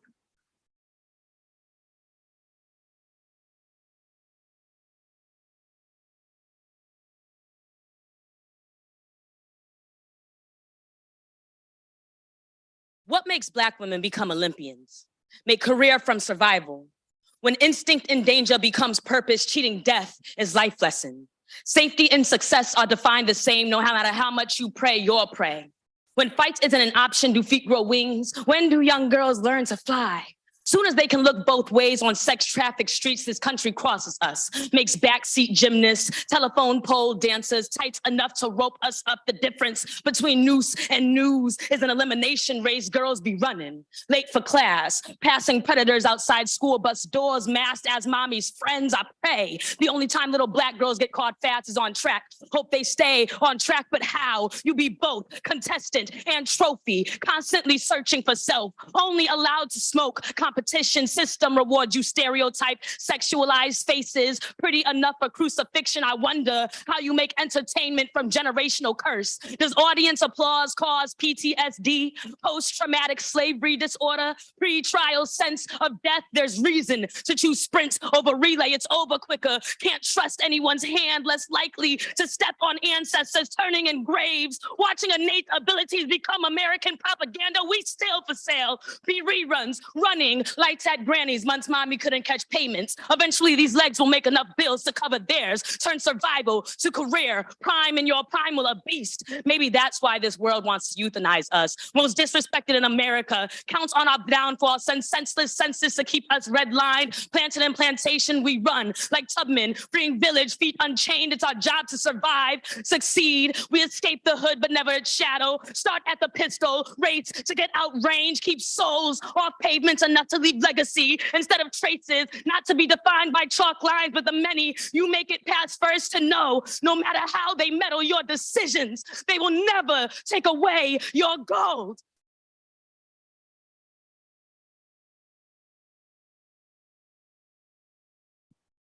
All right.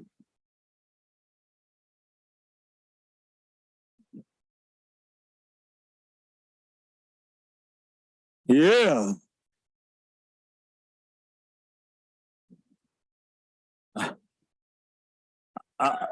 I got a feeling y'all like that one. All right, 1 up, 2 up, 3 up, 4 up. We're waiting on 5, Carol. Okay, from low to high, we've got a 9.5, a 9.7, a 9.8, a 10, and a 10. Woo! Boom.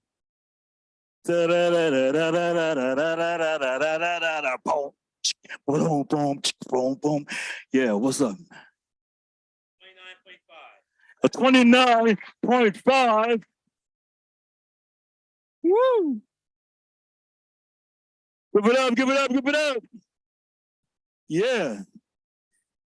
Next, we're going to hear from a young lady by the name of Yexandra Diaz. Give it up for Yex.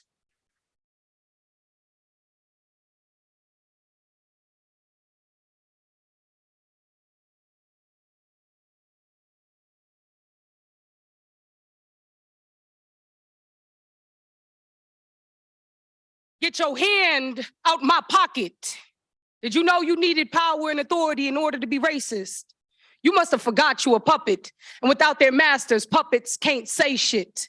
Yet here we are, and they got you thinking you that nigga on the plantation. Don't you know what they do to niggas? Public emasculation, castration by different name. A black man was hung today from the tie of his monkey suit, fashioned into a noose, lynched on a money tree. I witnessed a brother strung up through the wire by his Adidas shoestrings. Male privilege is the giant that looks in the mirror and fails to see black men. Where'd you get the audacity to speak, boy, while their mouths filled with blood from biting on tongues for so long? Can't you hear the hypocrisy when all the flashing lights come on? Do you see blood on the leaves from strange fruit? Has your 15 minutes become a death sentence too? Can't you smell the assassination of black male images in the air? Don't you even care? Boy, who gave you the permission to think? They ain't tell you how dangerous it is for black men to think or feel. And don't you know niggas been killed for less? Like for being born, like for choosing slavery because you can't afford your masters, like for not addressing the elephant carcass in the room Jim Crow has been after.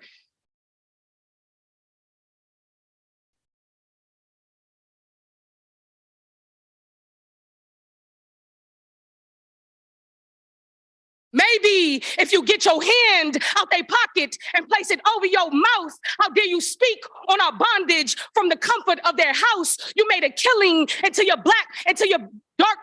beautiful, dark, twisted fantasy became an ugly white lie. You were supposed to be living a dream with your eyes wide. Don't you know that's the stuff nightmares are made of? You ain't know all this shit was made up? How about you make up your mind? Are you willing to shoot off your nose to spite your own race? Do you want immortality or do you want to survive? You see, survivors tell the stories, but martyrs, they never die.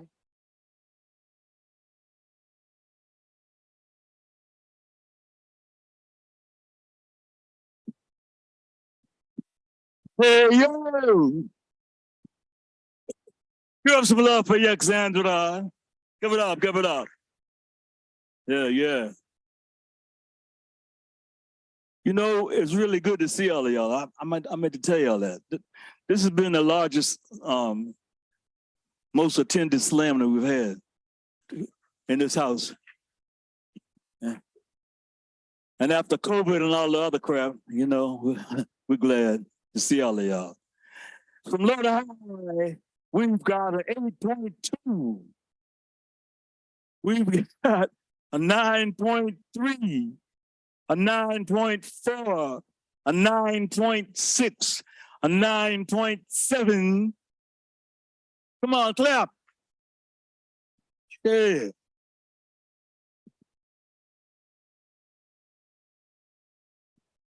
See, I had to get up at 6 o'clock in the morning to get here on time. So y'all don't want me to go to sleep, right?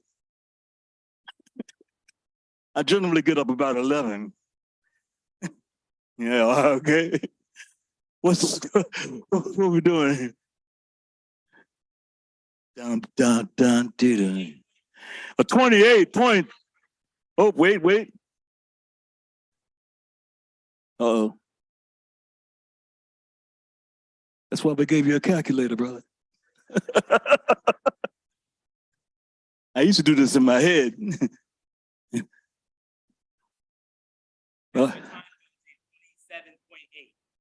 27.8 for Yex. Next, we're going to hear from a brother by the name of Slangston Hughes. Give it up for Slangston Hughes. Yeah.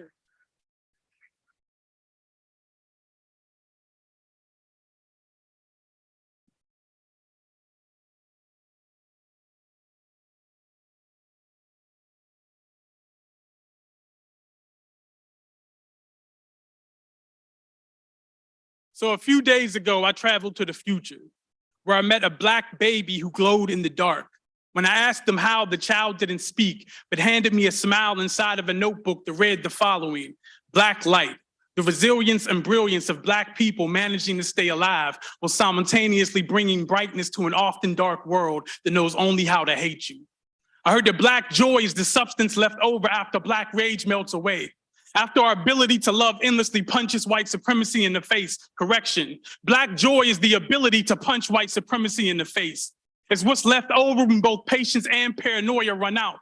Have you ever seen a classroom configure into a courthouse? A church steeple fold in on its people? Prayers and eulogies have become synonymous on our tongue. I guess poetry really don't save lives. The way we go from bassinet to body bag in the blink of an eye, the thin line between hands up, don't shoot, and praise God, I'm coming home. It ain't that we got soul, but rather we live so close to death that ours is always showing, as if the way we hung from trees wasn't proof that Jesus was one of us. How even God's son was murdered by the state in a public execution, as if the crucifixion wasn't the first lynching. But democracy has always been a dead body propped up at the party, where everybody feeds off its rotting flesh, an oral orgy of the worst kind, where the poor and the dying get fucked every time. You ever notice how America and necrophilia rhymes? This was supposed to be my Black joy poem, and nigga it is. Because despite all the poplar tree imagery and the poetry, our resilience radiates infinitely. Our laughter, a survival tactic. Why you think our humor is so dark, our tears so cleansing? And I've seen Black light sparking and leaping into existence. The playlist of resistance, like Erica Bridgeford transforming a crime scene into a sacred space, knowing that death is not a thing except a door that needs to be opened to let the music out, like an old man bending himself into an infant. that glows in the dark.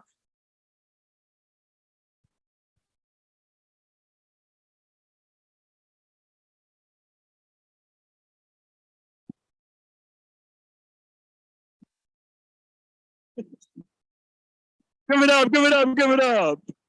Langston Hughes in the house. What? Okay. Oh boy. We've got from low to high. We've got a 9.6, a 9.6, a 9.8, a 10 in the 10.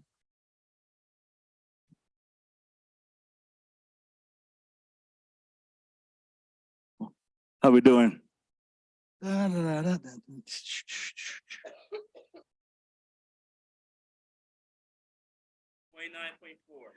Woo! 29.4. Langston Hughes. Y'all keep that going on. Keep that going. Let's go, let's go, let's go. Next, we're gonna hear from a sister by the name of Chala Williams in the house.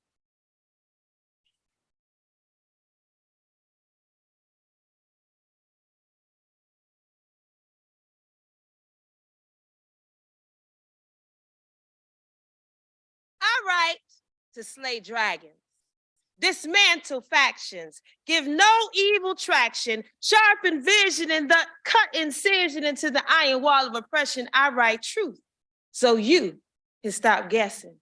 I ink words into weapon, bind what confines you, find and grind what haunts your mind. I ain't come here to waste no time, and don't tell me about no try. I need you to do it. Do it. Do it till you're satisfied, young or old, intrigued, bold. I need you to go forth and do, but not as you're told. I write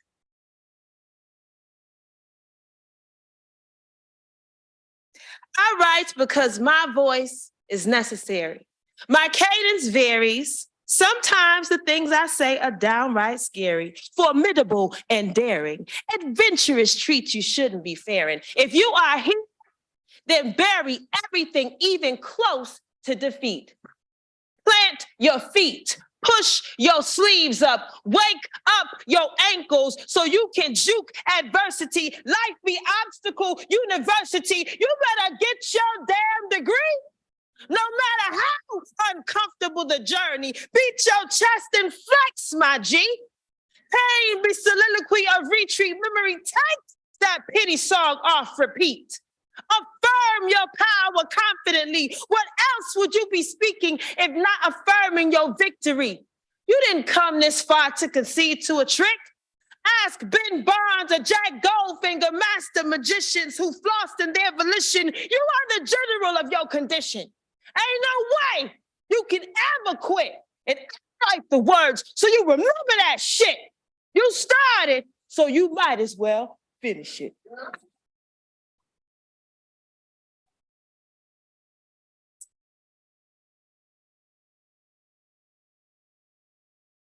Hey, yo!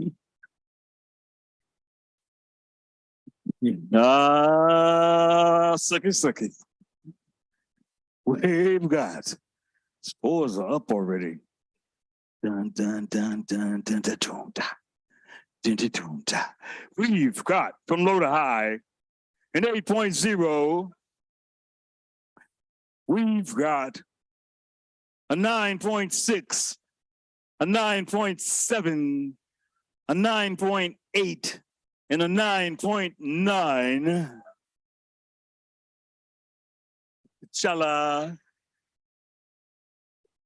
Yeah. So my text for today is called, I didn't come here to tap dance. I got copies, check me out. Some of them are autobiographical and some of them are just stuff that happened during my lifetime. But this one here, this is autobiographical. Where were you when the king of love was killed? April 4th, the trigger pulled Bullet cried at 6:01.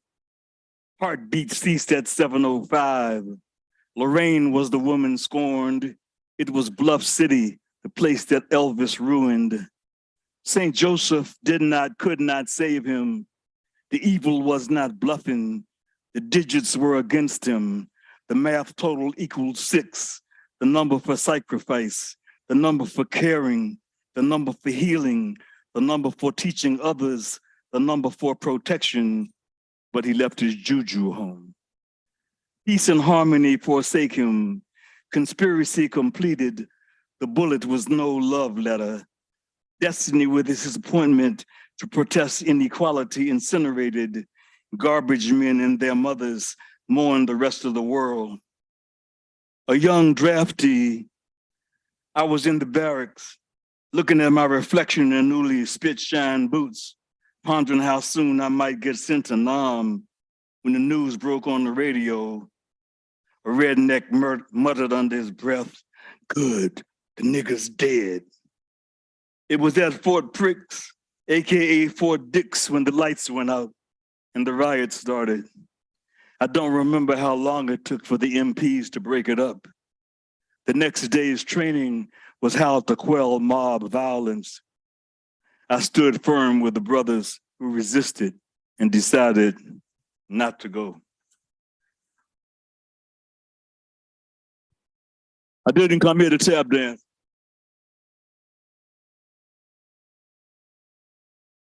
Where we at? Let's go. 29.1 for T'Challa. Hey, yo. Y'all having a good time? Y'all like this? It's really good to see all of y'all, man. This is like, what? Next, we're gonna hear from Ray Jane. Give it up for Ray Jane.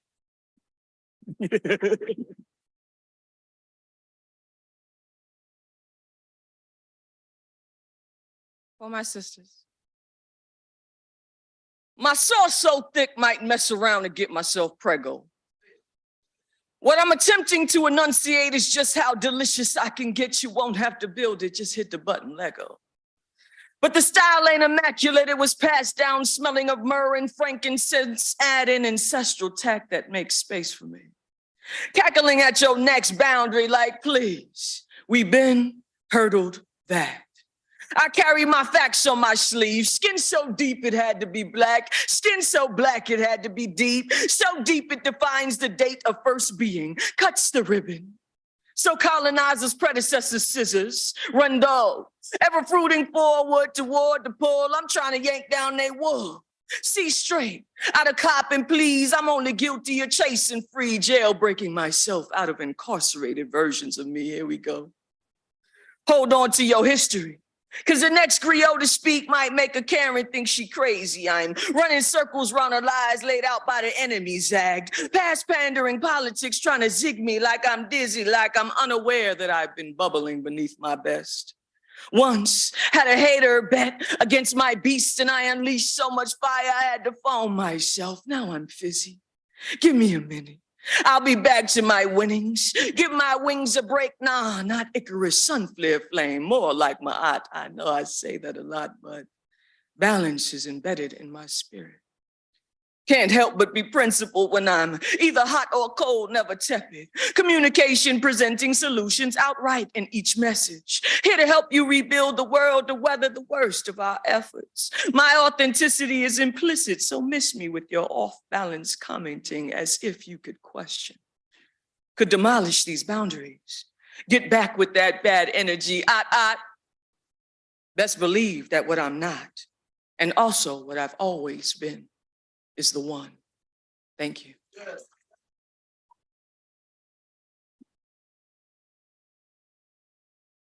Yeah, give some love for Ray Jane in the house. Give it up, give it up. We've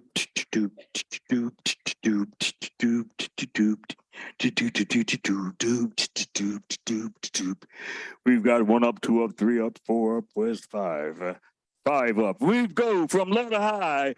We've got a 9.2 a 9.3, a 9.7, a 9.7, and a 9.8. Just in case some of y'all trying to do the math with us, we throw out the high score and the low score, and we add up the 3 in the middle, and that's the score, okay? Y'all figured it out? Oh, okay. Doop-cha. Score 28.7. 28.7 for Ray Jane. Oh, wait. Might be a time penalty, I don't know. Was it? 28.8. 28.8. Give it up. Come on, let's go. 28.8. Hey, yo. Y'all still with me? Okay. Let's hear from Lyrical Faith in the house. What?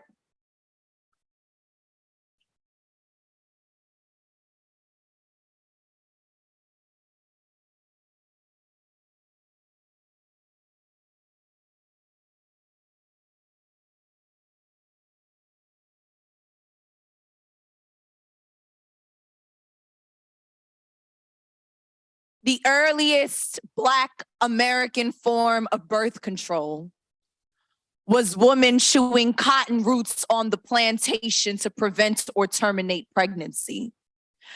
An unborn child in the 1600s would get a taste of the crop they'd eventually be forced to pick and disintegrate from the body before life chose them.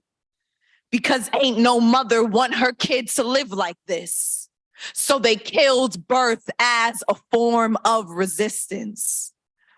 But she still got raped, still had to work the fields after, still got whipped for bleeding on the cotton. The white fetus was the Black woman's burden. But the Black fetus was the white man's bullseye. Mary Turner was 8 months pregnant when she spoke up about her husband being lynched. So they hung her from a tree, poured gasoline all over her body, and cut open her belly. The C-section only exists because Black bodies were experiments. We were literally forced to give birth to the science of gynecology. They sliced Mary Turner's stomach, stomped her baby to the ground, and no one marched.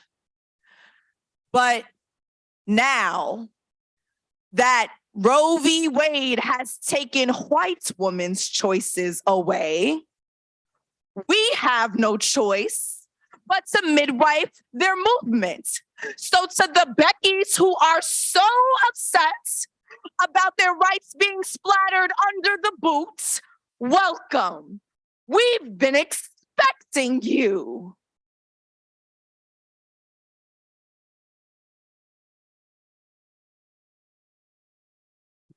Yeah. Give it up for Lyrical Faith. What?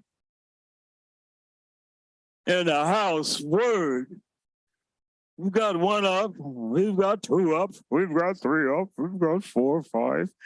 From low to high, we've got a 9.6, a 9.7, a 9.8, a 10, and a 10.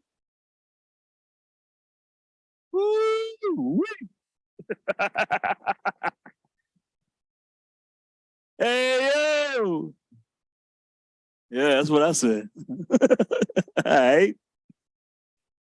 29.5. Got a 29.5.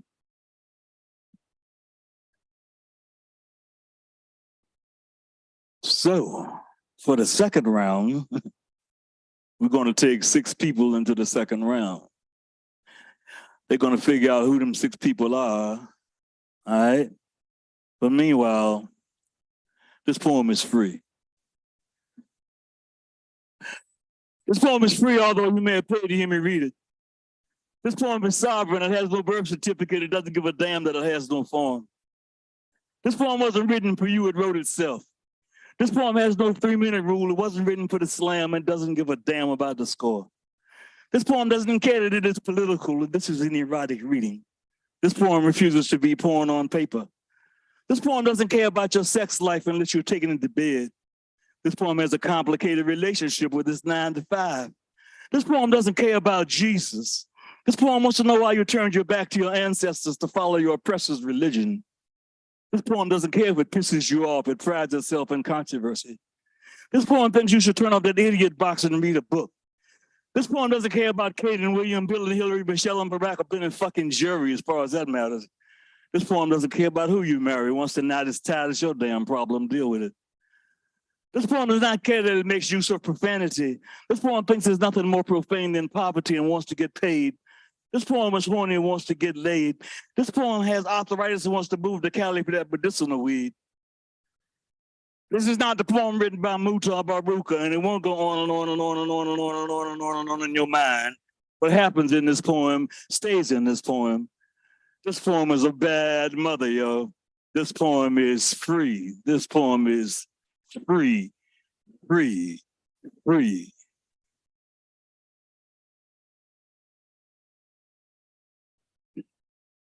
Yeah. How we doing?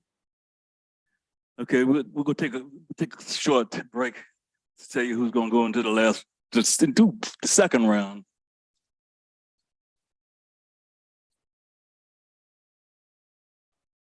So we'll take 7 poets. All right, somebody tied, so we're gonna take 7 poets into the next round instead of 6. Because we got a tie. A tie.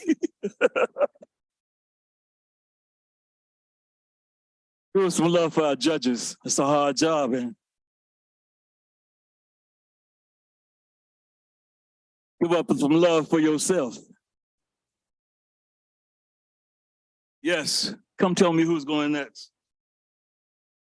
Yes. This is the second round. This is the 3-minute round.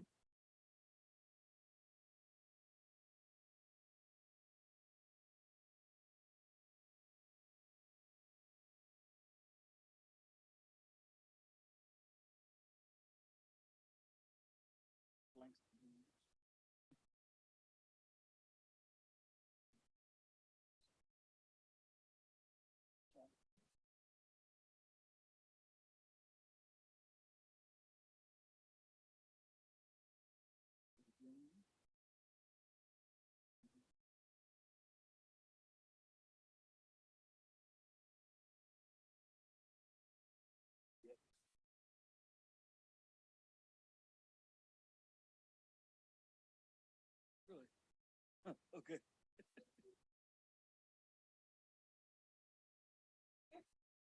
Okay, so instead of taking 6 people into, since we got a tie with somebody, we're gonna take 7 people into the second round. And this is the 3-minute round. They got 3 minutes to spit their poem. So we're gonna start out with Goddess Tamani Rain. Where'd she go? Goddess Tamani Rain. Yeah, you.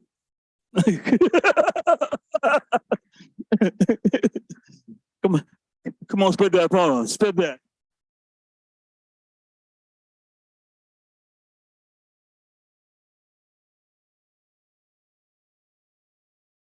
I always get asked how my face is so clear. My melanin radiates warm undertones of sun rays. I am all natural with a little bit of ass to match. You know, every room I enter, I'm the center of attention because I'm pretty fucked up. Pretty sick of looking in this mirror, watching my weight fluctuate with the switch of my hips. I hate being skinny. My bones show how easily I snap. Misery loves company even when I don't. My personality is a big fake smile, teeth stained from blunts that taught me to suppress my emotions. At 15, I wanted to feel exotic inside and out, less like light-skin privilege. Mixed opportunity, surviving life with my appearance. My freckles deem me innocent. No one notices. Each dot is a bullet point to my insecurities. At 18, I rarely showed skin. My face is the only part of my body unblemished. I have legs of a goddess, parted too many times without the blessing of their creator. Turn my temple tomb, and all the demons projected into me couldn't exorcise their screams if they wanted to. My tongue became blade. I became masochist. My wrists bled once a month. I called it menstrual. Called myself mental, never patient, more like monster, scratching self-made scars between stretch marks, tiger stripes, make me feel less domesticated. The only foundation I have is this Fenty war paint I apply daily. I fight for my identity as jobs gentrify my existence, dress code full coverage, cover up girl, come colored correct. And no matter how I conceal my truth, this bitch needs some rest and it's all over my expression. You know, today some stranger tried to call me aggressive, but I've already accepted my bitter attitude because every room I enter, I'm the center of attention, objectified, perverse men unravel my dress with naked eyes, and maybe it's my fault. Maybe I shouldn't have worn it, but I just wanted to feel damn good for once. And when I walk away, they'll watch me. They'll say, smile, baby. Why you so angry? But they don't ask the nigga who just broke my heart, not my jobs, denying my applications, though I have all the qualifications, not my bills, not my nightmares, not the babies I'll never meet, not my son I feel I'm failing, not PTSD's overprotection that I check daily to see if he's been molested, not the triggers that cause my anxiety attacks. Or simply the double targets of being a woman and Black, feeling like she'll crack whenever she's asked, how is your face so clear? Because we just make our pain invisible.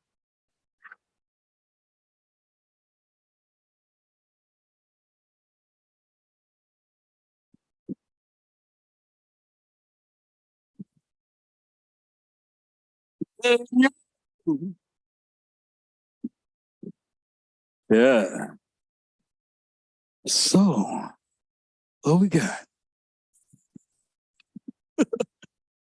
We've got. We've got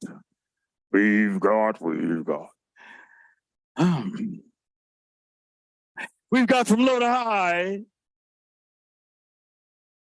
an 8.8. We've got a 9.5. A 9.7, a 9.8, and a 9.9. We got us time on the rain in the house. Doop, doop, doop, doop, doop, doop, doop, doop, doop. A 29 even. Next, we're going to hear from, come on. Yeah, make some noise up in here. Next, we're going to hear once again from Lyrical Faith.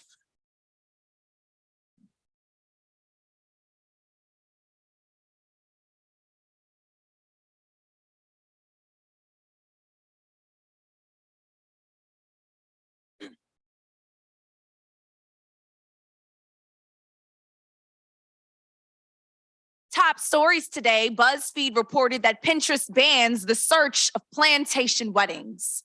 According to Google, there are 93.6 million results for these celebrations per year. The wedding industry routinely denies a violent history and continues to promote plantations as romantic places to marry.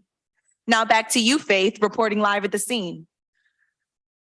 My grandparents were born on an island in South Carolina where the water has eroded acres over time.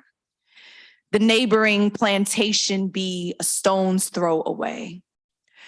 My Southern roots are tied to a location where millennials pretend to be antebellum, placing their bodies against the backdrop of slavery, clothing themselves in nostalgia, buttoned up tux and white dress to play purity on quarters of bondage and bloodshed. You can search the pictures, bear witness to the poplars, see how low the branches hang, positioned to exchange vows beneath where bodies would swing. You can feel the breeze droop over the picnic, and then marvel at the beauty of the water. I bet they want to have live music. You know, preferably jazz or rhythm and blues. How about soul food? Tea, sweetened from the sugar cane, stirred slow from the women in the big house. After all, we're paying good money to remind ourselves that we own the place. So they search for the mistress fit, the bouquet and back whip, placing 360 photo booth in slave cabin, a white wine and cheese spread near the cotton, a ledger for family and friends to sign in. Meanwhile, turning beneath their feet are the corpses that quiver from lashes on their flesh, are the bones that rattle when they couldn't have ceremonies like this. They wonder, when did this become popular? When did it ever go out of style? How did our trauma become search engine? How do white folks say they don't want to remember when these crops be the backdrop of our history in America? When did fields of forced labor become a #1 wedding search? A hashtag, a Pinterest, BuzzFeed, top line news story. Some white women have dreamed of this day their whole lives. So this is their rights, liberty, and pursuit of happiness, because what is more American than marriage, God, and slavery? This is white history. And we'll have memories to last us a lifetime.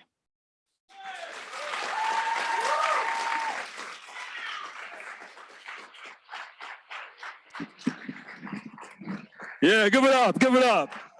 What?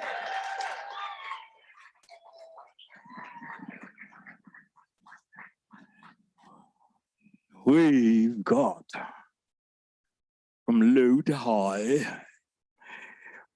We've got a 9.5, a 9.6, a 9.7, a 9.8, and a 10.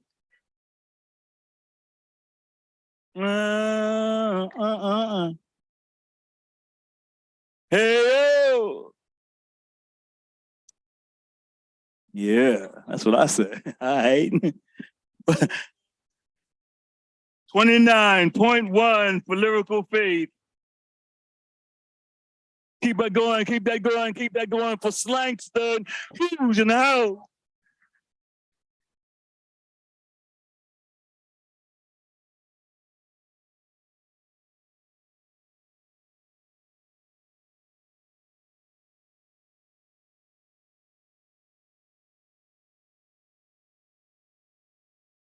In these sensitive times, one of the most prevalent phenomenons is what's known as cancel culture. We've been aiming at the wrong targets. Fuck all the fuck boys, problematic rappers, and political barriers scrolling through the hysteria. It's time to cancel America. This is it. Fuck reparations, I want sanitation. America, we've had enough of your shit. Forget hashtag, this country deserves a body bag. I want the nation wiped out, send the White House into flames, burning buildings on sight. I want all the smoke like exhaust pipes. I want Mount Rushmore transformed into a white hero gravesite where we bury Caucasian holidays, leave Eurocentric heathens with no reason for even breathing, and celebrate Juneteenth each evening. I want all black everything, like an Alaskan winter season. Without us, you'd have bad sports teams and food with zero seasoning. More than just a thesis, but I'm speaking as the genius inside my ancestral helix, all truth, no cap, that ceasefire weekends. In fact, you know what? Just a poem ain't enough. Y'all been trash. America, I'm about to battle rap that ass. Drag them like Twitter beef and Confederate statues. Nutrition on a movie set, I show them with the Mac do. Cause your pale lineage damage. You can catch these ancestral hands, drop you where you standing. In double time, white lifelines decline. Fill you with more holes than Yeezy fashion designs. Oh, but the prison industrial complex is so lyrical. Got you ready to go in the pen behind bars before you reach 16. And since they love to debate gun laws, every single state gonna get these gun bars. Raise black children like ammo. Fuck peace, I want a peace, call my AK, MLK, ready to kill. They want war, let's increase the percentages. A shotgun named Emmett Till, let's face off. This rifle is healthcare, I'ma give you these benefits. We demanded reparations and they tried to put Harriet on a 20. That's not what we meant. We asked for change and they put Maya Angelou on a quarter. That's not what we meant. Y'all not listening. Our worth is infinite. What the fuck is 25 cents when you know you owe interest? America the beautiful, built on a bevy of bodies powered by Caucasian occupants. No wonder why you hear more about black carcasses than caucuses be hurting, and it's hard to find hope from above when your person becomes holy before your ghost does. It ain't right how they treat us like fractions. They managed to turn both Jesus and Michael Jackson white. Believe it, this is your end. You even the reason I'm light-skinned. So sick of y'all shit, the way we continue to fight for life and still have to watch our black heroes die like Chadwick. For this country, there will be no sequels. The only thing of value America created is black people. You know, it took more than 125 years for the anti-lynching bill to finally become a law. Fuck you, America. This ain't no poem for an inauguration. I'm here to replace your legislation letter by letter, burn down this nation and replace it with something better. So forget monuments. I want every single legal document you cling to dismantled on behalf of the delegation of real niggas, black Jesus, and non-white God. America, you are canceled.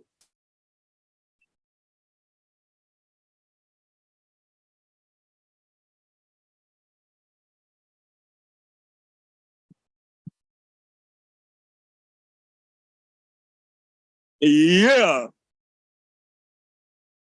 Yeah.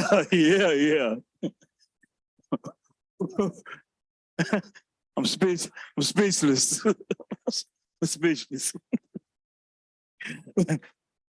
From low to high, we've got a 9.7, a 9.8, a 9.9, a 10, and a 10. Woo!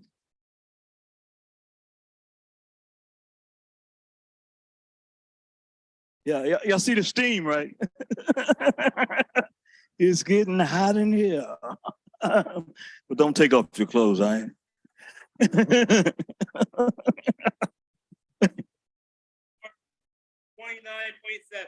29.7. Whoa. 29. Yeah, y'all clap for that score. 29.7. What? What? Oh, God.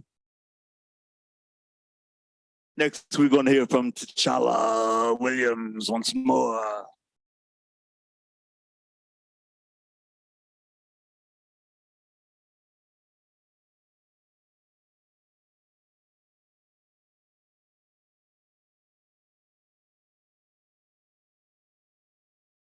You ever ran out of words? No nouns, no verbs, no parenthetical elements, hell. Baby, not even exhale, impaled verbally by emotional brutality. See, I've never been touched physically, but mentally, I had to be Rocky. Had to be Superman, though kryptonite lived on my grandmother's tongue. She fired so many verbal bullets that now her tongue is undone, speaks few words and less sentences come. And I wonder, where have all her words gone?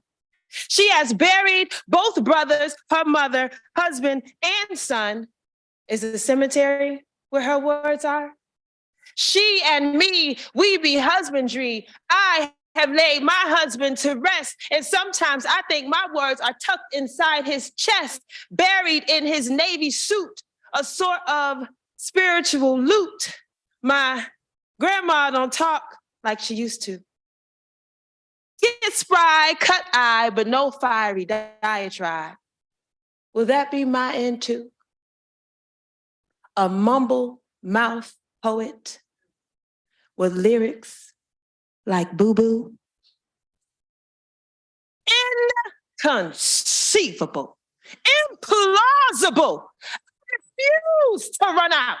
I am amalgamated, coalesced, married to this verbal conglomerate. I need Merriam-Webster and Oxford to box for a sister. Stick thesaurus up my sleeve with rhyme and dictionary, because how dare a word escape me? My grip be clutched. Don't even race me. Face me head on like a dead-on collision. My mind is a montage of linguistic form, a polysyllabic orgy. Damn! An emotion trying to make my elocution cease. I bring the adept to their knees. To hell with something outside me trying to stop me or keep peace from me. I will read a collection that will bring to my recollection all the worlds my mind can create. Even with succinct phraseology, clever are the terms of she. I sweat metaphors like rivers of alphabets are coming from my pores. I'll never lose a word, even when I fuck up this verse. But I'm gonna go back and remember what I said first. Nothing can take words from me. My soul be fertile and rich, mind perspicacious, proliferated. I reproduce, receive, and deliver, and I can multiply you. Nothing in this realm can stop the birthing cycle, no matter how many outside rivals. My survival is primal. Trust and believe. My words will always find you.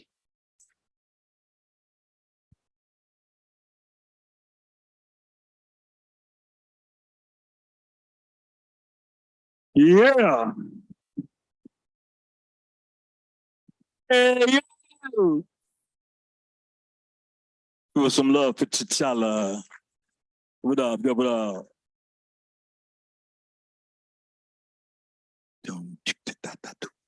Ooh, he scores. We've got from low to high an 8.8. We've got a 9.3, a 9.4, a 9.7, a 9.8.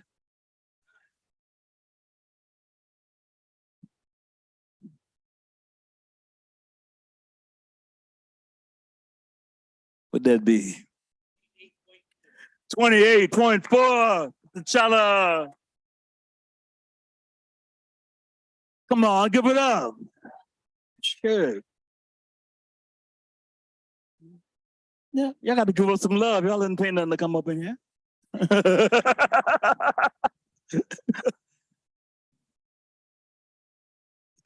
Do something. Next, we're going to hear again once more from Ray Jane.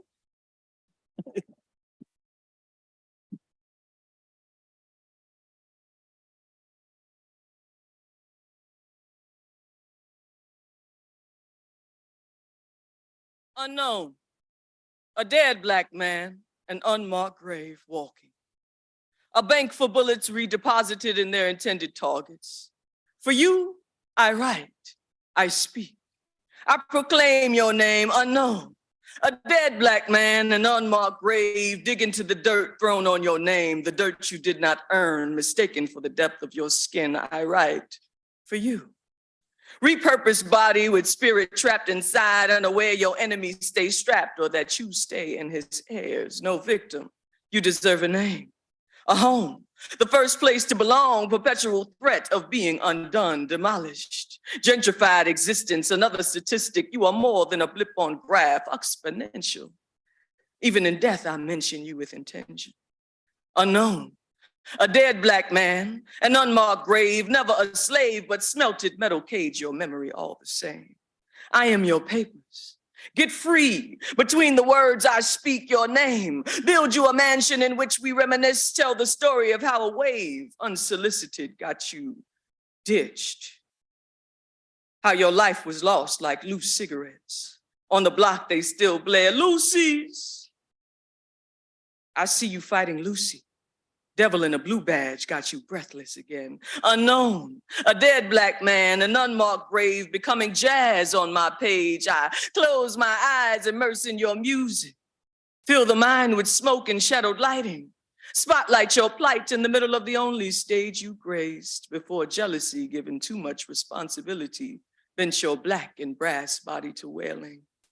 Too much revolution in you. You blew like a French horn, partial to your darker works. I wonder aloud, how could a thing dying so loud be silenced? I am your permission, the answer to your pleadings for rescue. Never let them forget you, shifting the burden of proof. They murdered you, made us careful with what we named ourselves because that's all that was left of you. Unnamed. A splinter in the mind we shall not forget. In this life you were poorly worshipped. Too many humans made altars. The worth of a Black man's richness depends on who their God is. Too blasphemous. Killers know no creator, so they could not make you. Unknown, a dead Black man, or an unmarked grave. Thank you.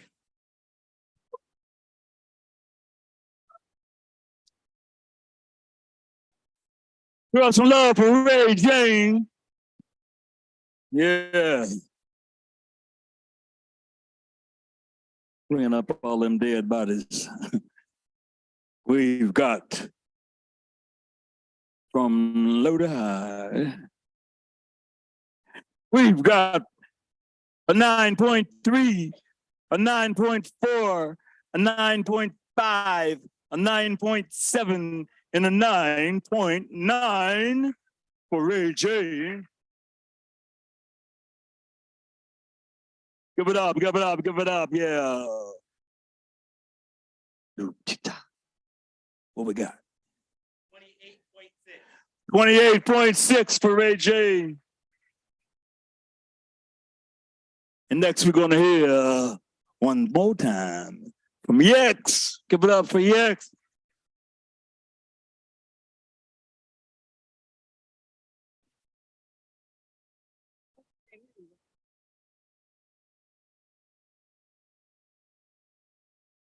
I read an article the other day about a black toddler named Darnell Gray that had gone missing, during which the local police department justified why he wasn't worthy of an Amber Alert. This is an open letter to my daughter. Dear Syra, I should have named you Amber just in case. I should have named you Amber because black children always fit the description but never the criteria. God forbid you disappear. Maybe they'd be as quick to put your face on the back of chocolate milk cartons as they are when they place you in handcuffs, or in cop cars, or in jail cells, or in graveyards, or in boxes with check marks that they use to marginalize. I should have named you Amber because a ghetto-sounding name could be the link between what distincts one as missing versus a runaway. White children go missing, slaves run away, black boys can't whistle, white girls tell white lies, Jim Crow got your tongue while George Stinney fries. I should have named you Amber so that when you speak, you don't have to repeat yourself. Sorry to bother, it's Syra, not Cyrus.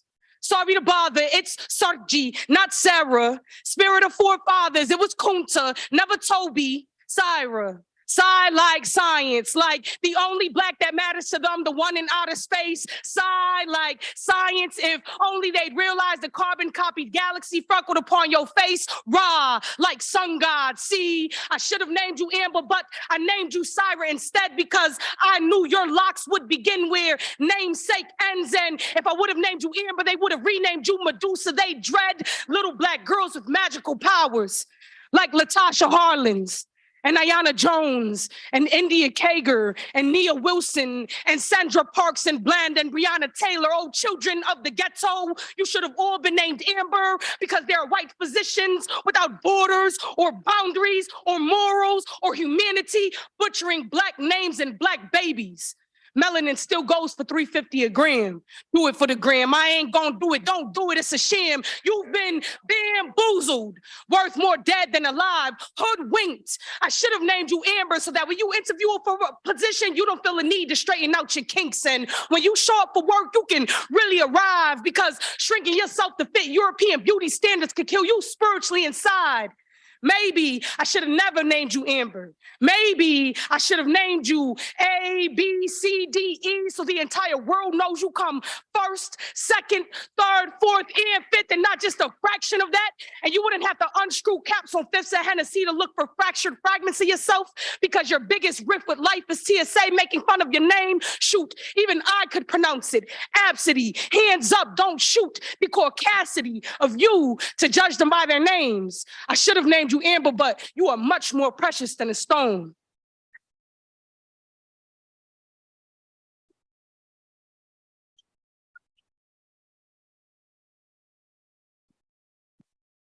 Yeah. Yeah.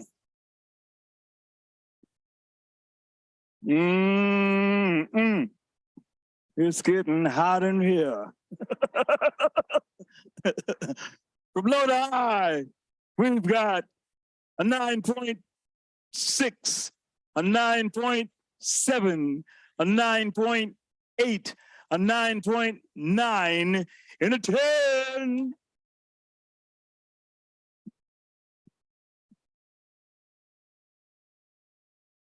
Come on, give it up, give it up.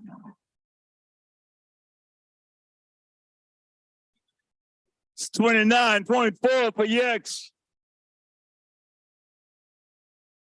And next we're gonna hear once more from William Wawa Washington.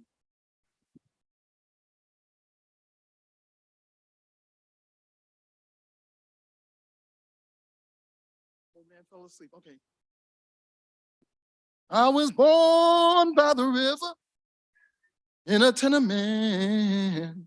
And oh, just like that river, William been running ever since. I was bullied and teased as a child, haunted because of my complexion so dark. Insecurities and nightmares shaded in black. So many nights I cried, I even had to gall ask God why. In my dreams, I would go down by the riverside. This riverside made more wide by the tears I did cry. My riverside is now ocean blue. I would go down to the shores and collect all the rocks, all except the black rocks. For like the nigger taunts and the nigger teeth, that black rock looked just like me. This I said should never be, so I threw that rock into the sea. The rock skipped across the ocean waves like a surfer rides the mightiest of tides. With each skip, my insecurities, with each skip, my nightmares will subside. With each skip, nigga die. Skip one untied the noose around that black man, that black slave neck, and placed a name on an unmarked grave. Free man, free woman. Skip two, erase the ignorance that is slavery. And notice I did not say was, because some of us are still slaves, niggas by any other name. Skip 3 and 4 is the greed that sent many black like me to the grave. A generation of gloom fills this old smoking room. Skip 5 is the evil that lives within you and I. An evil that surely must die. Skip 6 is race, rape, race exploitation coded by today's Republican rule. Our own children don't represent us. With their sagging and bagging pants, they look more like the featured actor bringing brothers and bottom belly circus. Are you wrong or are you right? Are you peace or are you fight? Are you black or are you white? Let that last letter R be followed by an exclamation mark. You see that black rock that noose around my neck so tight it wouldn't allow the blood to flow to my brain, allowing you to call me nigga by any other name? That nigga I must die. And it starts with I. So I let nigga go and I let God be God. Now that black rock title nigga is who I used to be. Nigga is a rock I threw into the sea. Get out.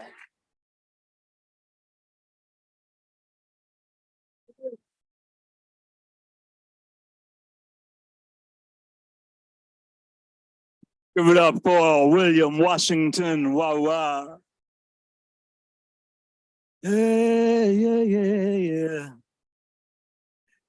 We've got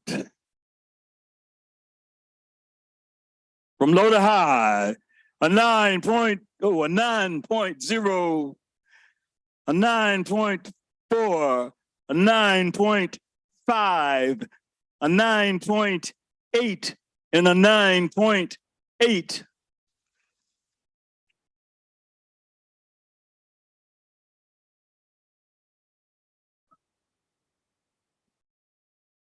That's a 28.7. Give it up for 28.7.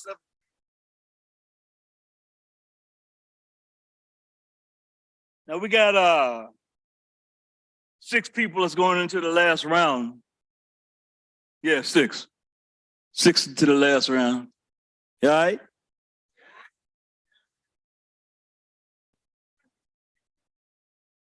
Where I come from. Oh, freedom. Oh, freedom. Oh, freedom on me. And before I'd be a slave, I'd be buried in my grave and I fight for the right to be free. Where I come from. I come from back of the bus and colored water fountains. I come from segregated toilets and no niggas or dogs allowed. I come from segregated and unequal schools with hand-me-down books. I come from sit up in the balcony. I come from you can't buy a house in this neighborhood. I come from you can't eat at this lunch counter. I come from go around the back to get your food. I come from picket lines, bus boycotts, and fire hoses. I come from freedom rides, freedom songs, and jail cells. I come from we've been buked and we've been scorned. I come from we shall overcome. I come from black fists raised high, little Bobby Hutton, Fred Hampton, and George Jackson. I come from street fighting and rebellion, San Quentin and Attica, Black Panthers, Young Lords, and free breakfast programs. I come from runaway slaves. I come from Amiri Baraka, Simba Wachunga, and Watu Wazuri. I come from poor libations on ancestors' graves. I come from the struggle to be free, to be free, to be free.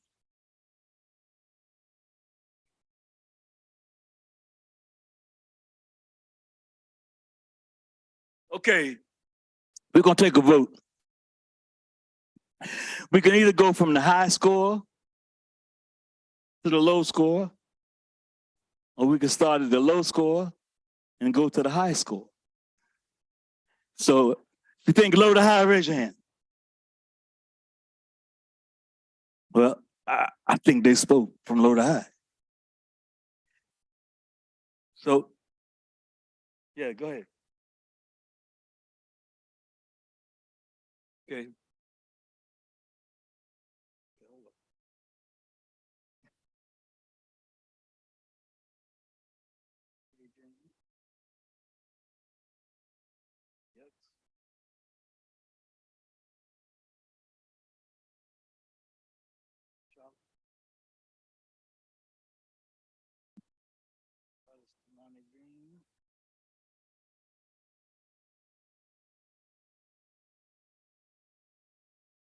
Lyrical Faith. Low to high.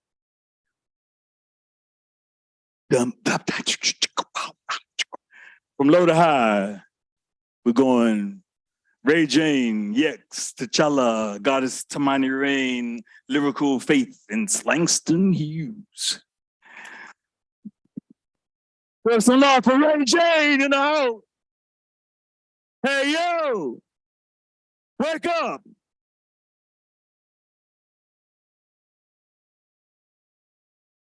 Thank you in advance.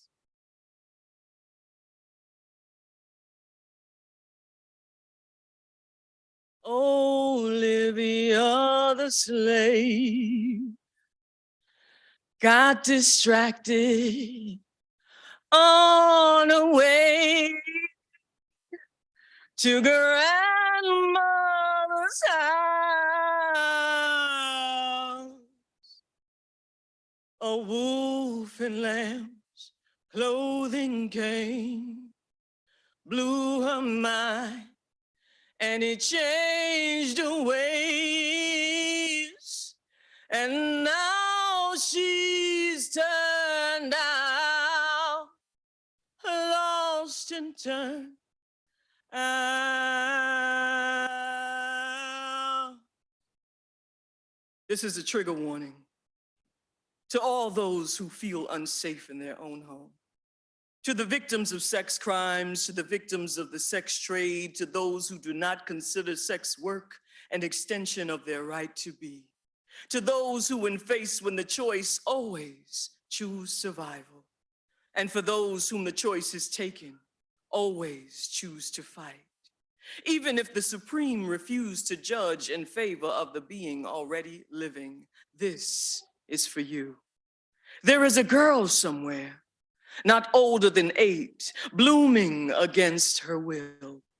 There is a flower whose delicacy falls like petals exchanging themselves for concrete. There is a lady who sneaks her dreams into her prayers while a man tears into her body. There are women on your street, powdering their only foundation over their bruises. She is your neighbor. She is not okay.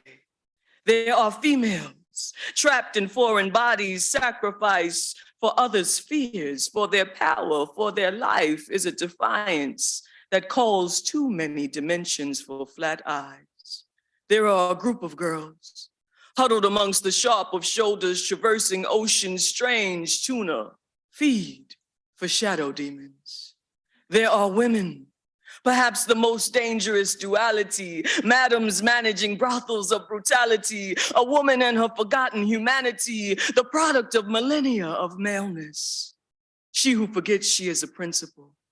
Those women who teach the enemy how to capture a storm, renounce a divine for a chance to conform. Where are the women who don't need permission to fight? Where are the women who burn down every archy to make it right? Where are the women who know their power closes circuits, that won't stand to see one more human sacrifice? Who will throw down their life? And all of a sudden, it got real quiet. Collectively, we all contribute to the carnage. Closing our mouths, we managed to crush another voice that went unsaid. Silence ushering into darkness, and without tents caked with excuses not to don a cape, we make the beds. We pull the sheets back. We bind the skin. We turn it blue. We are responsible for what society lacks. So again, before we demand another man, another word from men, I'm hollering, where are all my women at? Thank you.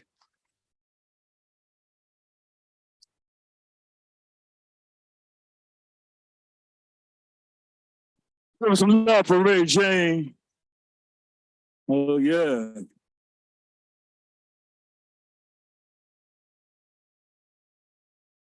Yeah, so, you know, first prize is $1,000. Second prize is $500. Third prize is $250.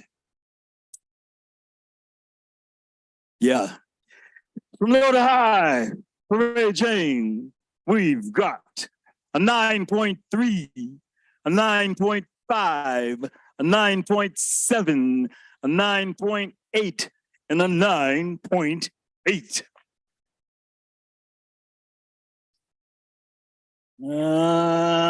Sucky. So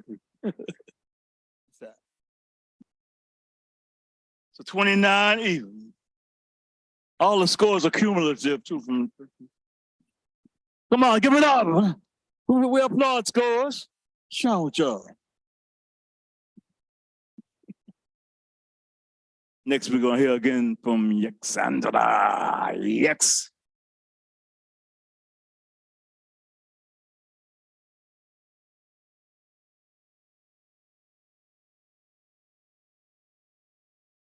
I hear the thunder before the rain, like the sky is inviting me to dance, and I wonder why clouds congregate.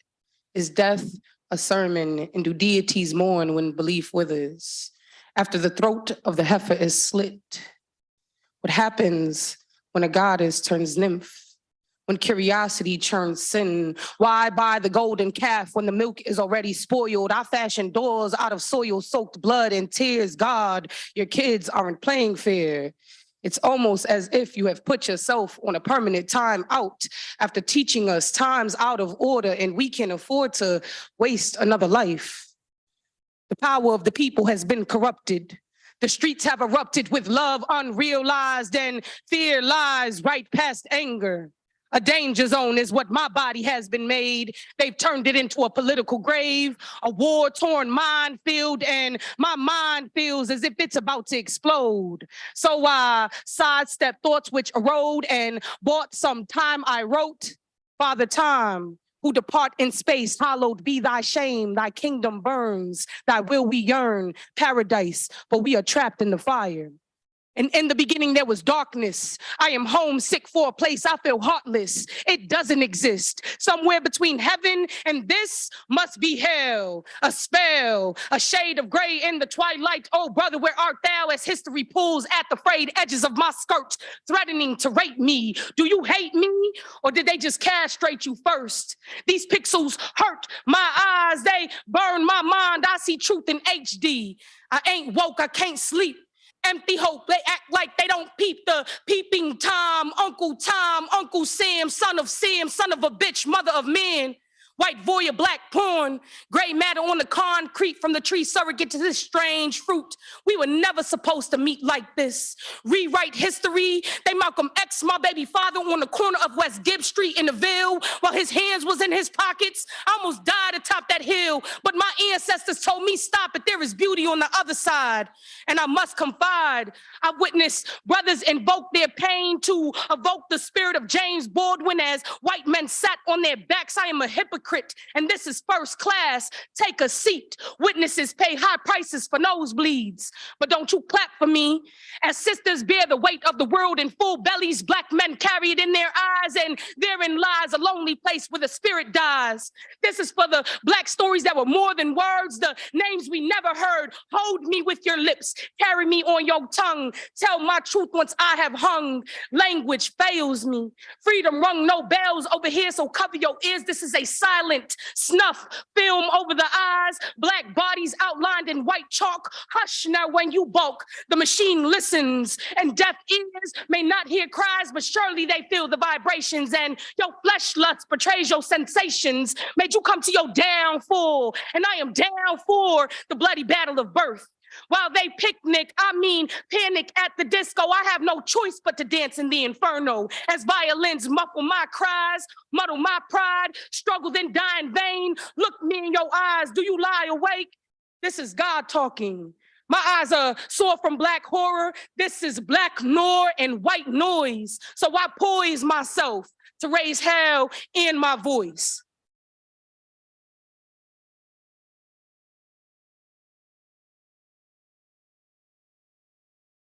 Yeah. Give us a look for Yanks.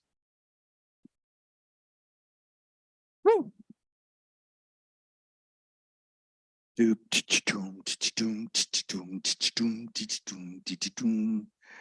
One up, two up, three up, four up. From low to high, we've got a 9.4, a 9.7, a 9.8, a 9.8, and a 9.8.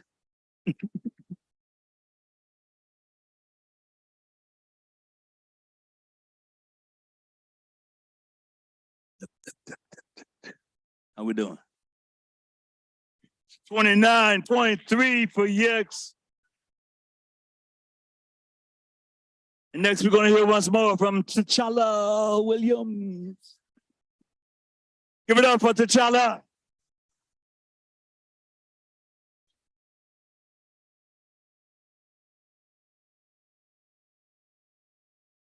Ask Google. Google said, all our critical thinking is dead. See, AI does it, did it, was it, is where all our cares are stored. We don't even use encyclopedias no more. Why? When Google does it for you. Since when we allow unseen algorithms to dictate our path of research? The illusion is that truth is at your fingertips when deception drips from propaganda's lips, where your mind tips into becoming the greatest commodity. The oddity is that we don't see our mental breaking due to the systems undertaking the goal of dominating our thinking. Without even blinking, we relinquish control when all the machine wants is to hit selling goals. Meanwhile, it is your mind that is stole, byproduct of the sin stuck on buying and selling. And only speaking up when media says it's compelling, but they've been bought out. So it's never news that they telling, it's views that they swaying by what they slick ain't saying. And the message they conveying is that you better be obeying. Because Google said, now we've given AI authority to be informing me distortedly with no war or question from me. We can't even see the access we think we have ain't free. Not if everything you trust is administered digitally. Who's housing the data being released to me? See how convenience got us trusting what we can't see? That ain't faith. It's ignorant complicity, obligatory believing in our own deceiving. We choking on blue pills and the government got endless refills and the blinking screen got us so still. Some won't wake up unless I put it in a reel. Technology got us so set up that not even time will reveal how much intellectual property social media will steal until they start to negotiate profit. Like you a black farmer trying to get organic crops. Like you sleep in your car being pressed by the cops. Like you breathing and those rights have yet to be allotted. All the systems is plotting and you keep running to Google like they got it. Google got our biases on speed dial. Our bullshit making them official. We co-sign because the numbers say it works. Get back to your own damn research. Do your due diligence. Be vigilant and question every source. This control of information got us floating off course. Come here, let me slap you back into this discourse.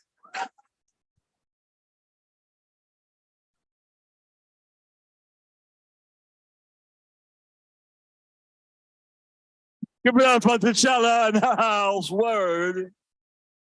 Woo.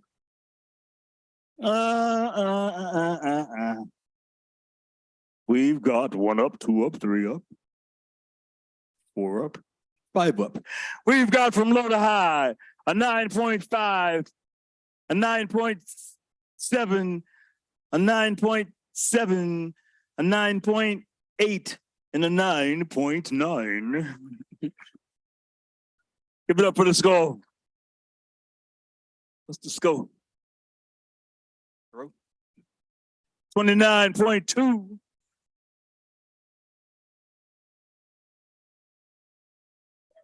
Give it up once more for Tamani Rain.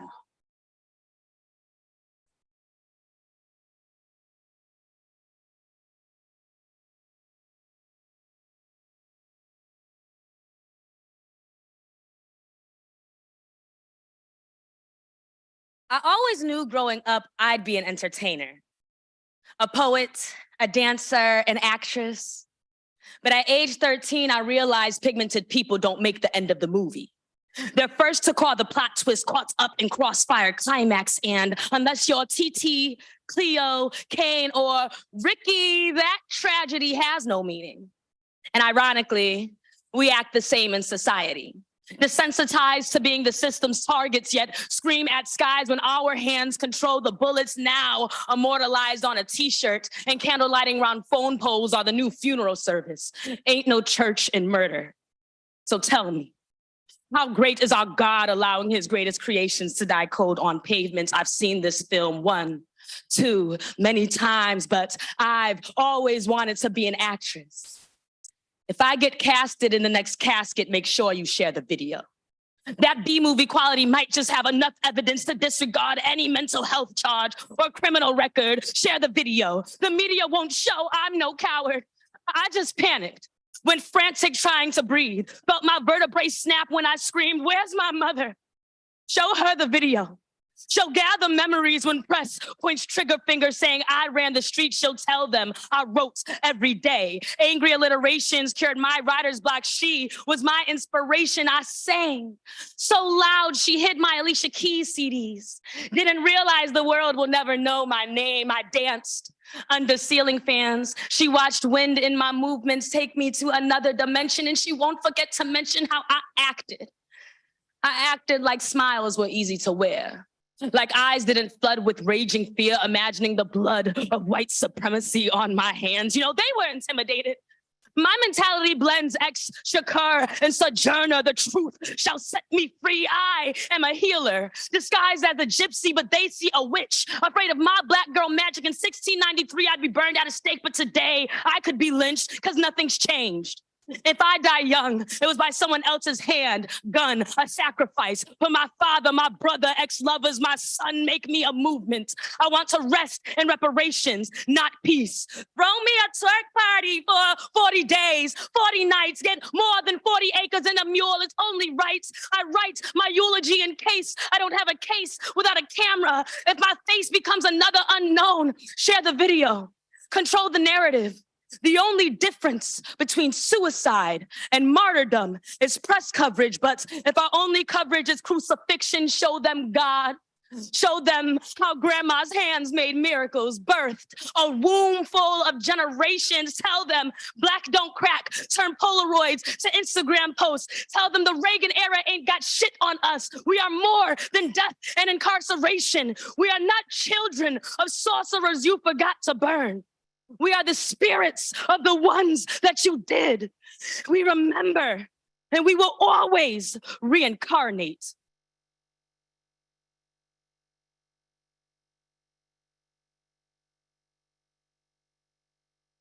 Yeah, give us some love, Ryan. Give it up, give it up.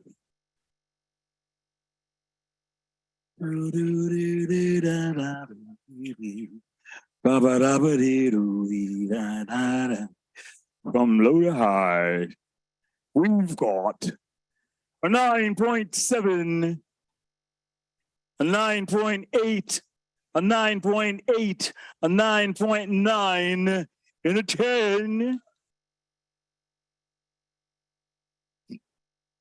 So 29.5. Come on, share the score. What? All right. One more time, Lyrical Faith.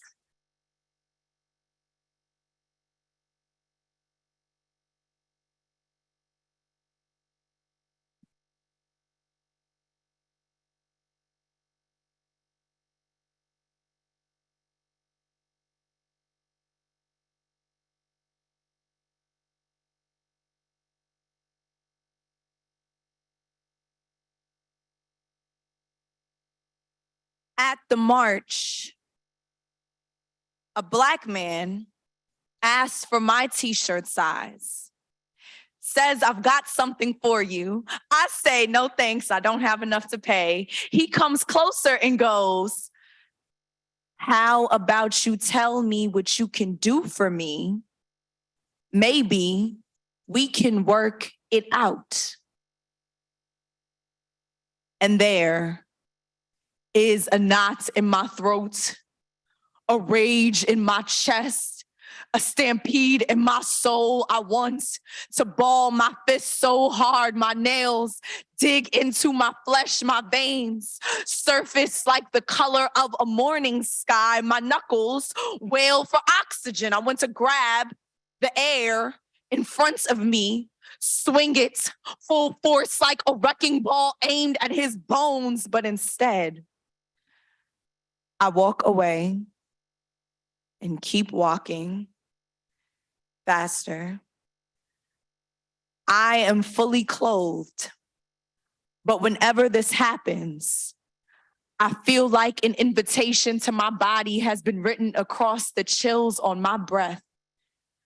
I scorn the men who make mockery out of undressing me with their eyes, who peel back a layer of my skin without so much as a shift of their greasy hands. I make Morse code out of the men who try to translate me, but instead get read for filth. I fill up my heart like tear gas, shake it with the rumbling steps I take each day as a Black woman who feels she is ready to explode. Why it always has to be a Black man who throws the can into my body, watches as the smoke disperses through a sobbing war cry. I do not know why it is the Black men we think of protecting the most who agitate our peace. Friends, classmates, poets, my brothers, my father, the men at the protest, and you wonder why we scream to the top of our lungs, protect Black women. Why, when you wear the t-shirt that bear it across your chest, you think it a fashion craze instead of a statement. When we say protect Black women, we mean not only the ones you are fucking, not only the ones you want to fuck, we mean, believe us, when it was your homeboy, your childhood role model, your favorite R&B artist, Tory Lanez, Bill Cosby, your fraternity brother, believing Black woman means believe us so you can instill the faith of a million footsteps down the bravery of our spines so we can carry the children who will make up a society we are not scared of.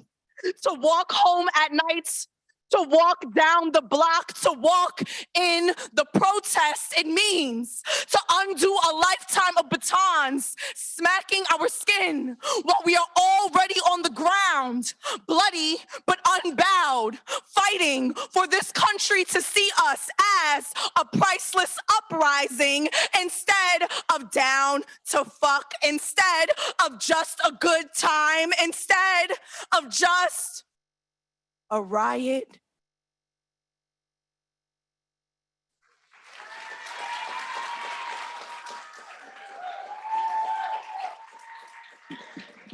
Woo! All right.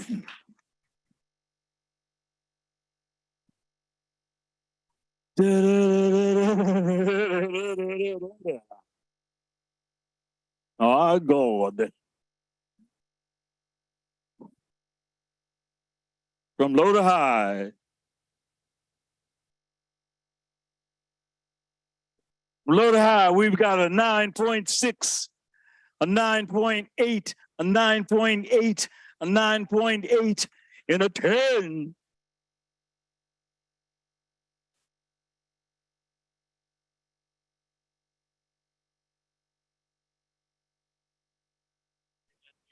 It's 29.4 for Lyrical Faith.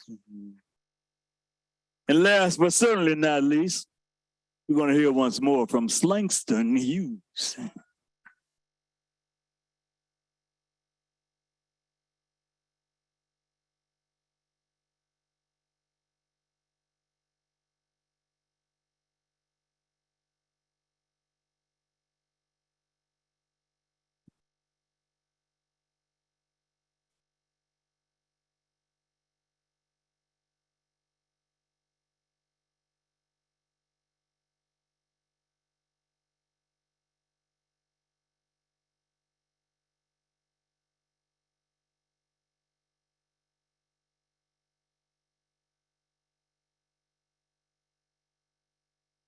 Your death was the first breath to give life to the loud, ugly truth they still refuse to accept.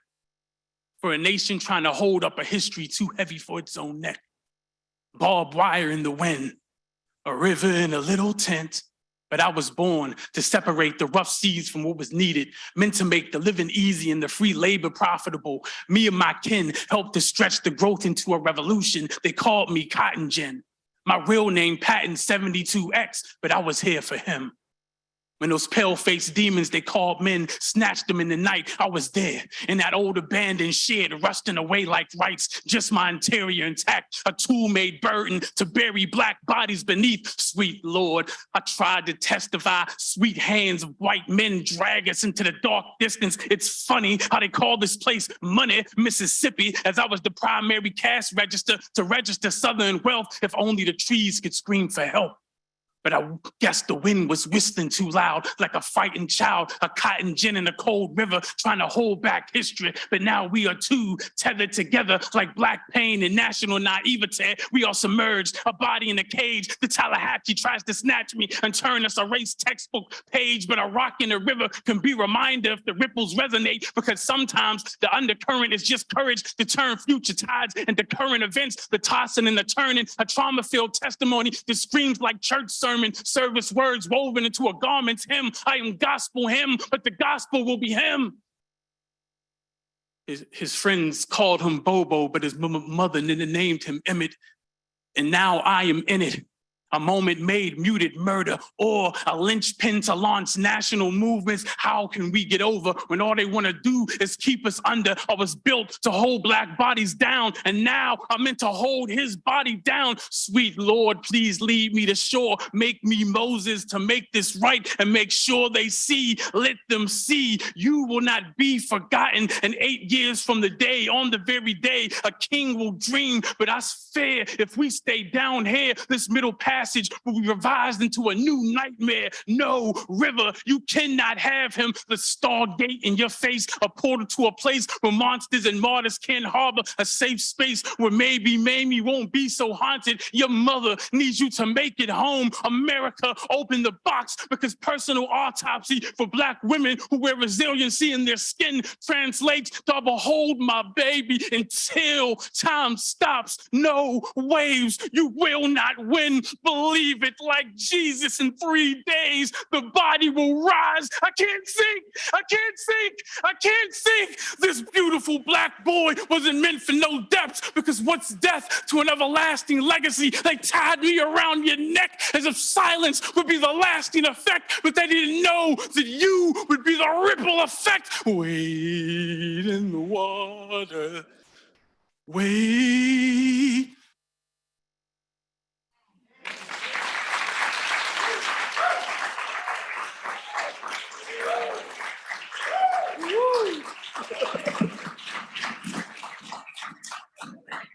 Uh-huh. Hey, yo! Y'all enjoying this? You like this? Yeah? Good. I'm glad. 1, 2, 3, 4, oh, 5. Okay. We've got we've got a 9.8, a 9.8, a 9.8, a 9.8, and a 9.9. Yeah. So our scorekeeper's gonna figure out who's the top three. All the scores are cumulative. Oh, his score was a 29.4. Give it up for 29.4. What?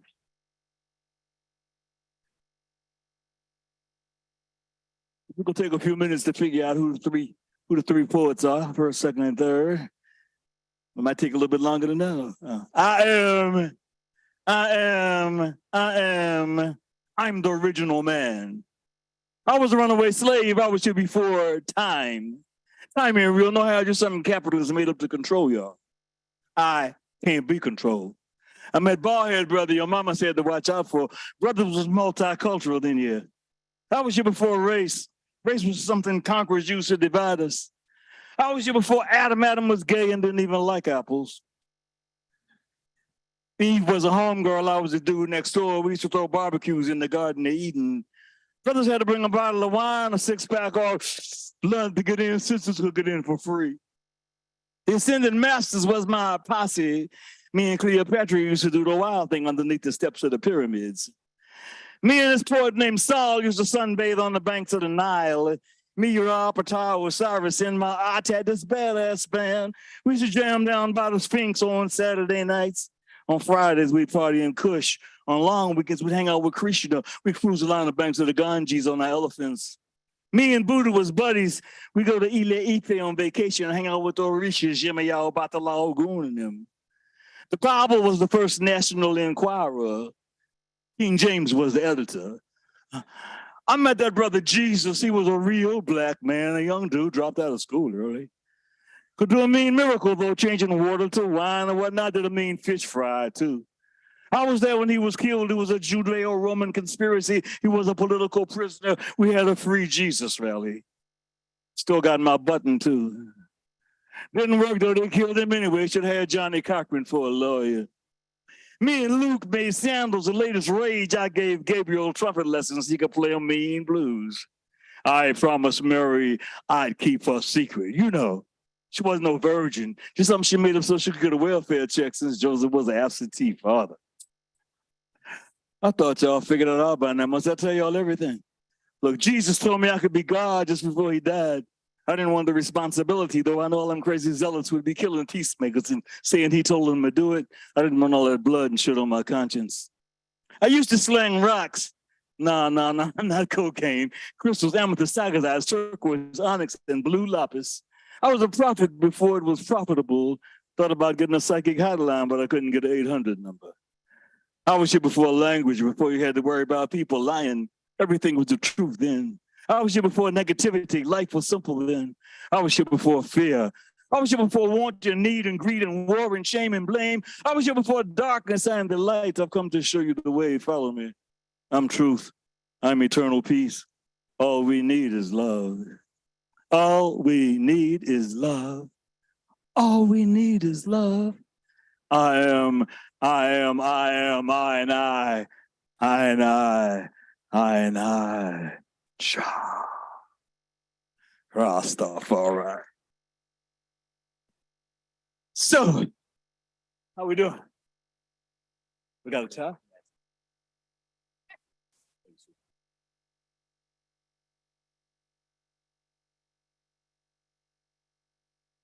No, let's come back and forth. So this is what's up. We got a tie. How many ties we got? We got one tie. So we're gonna let the two people that's tied do another poem. Ah, shit.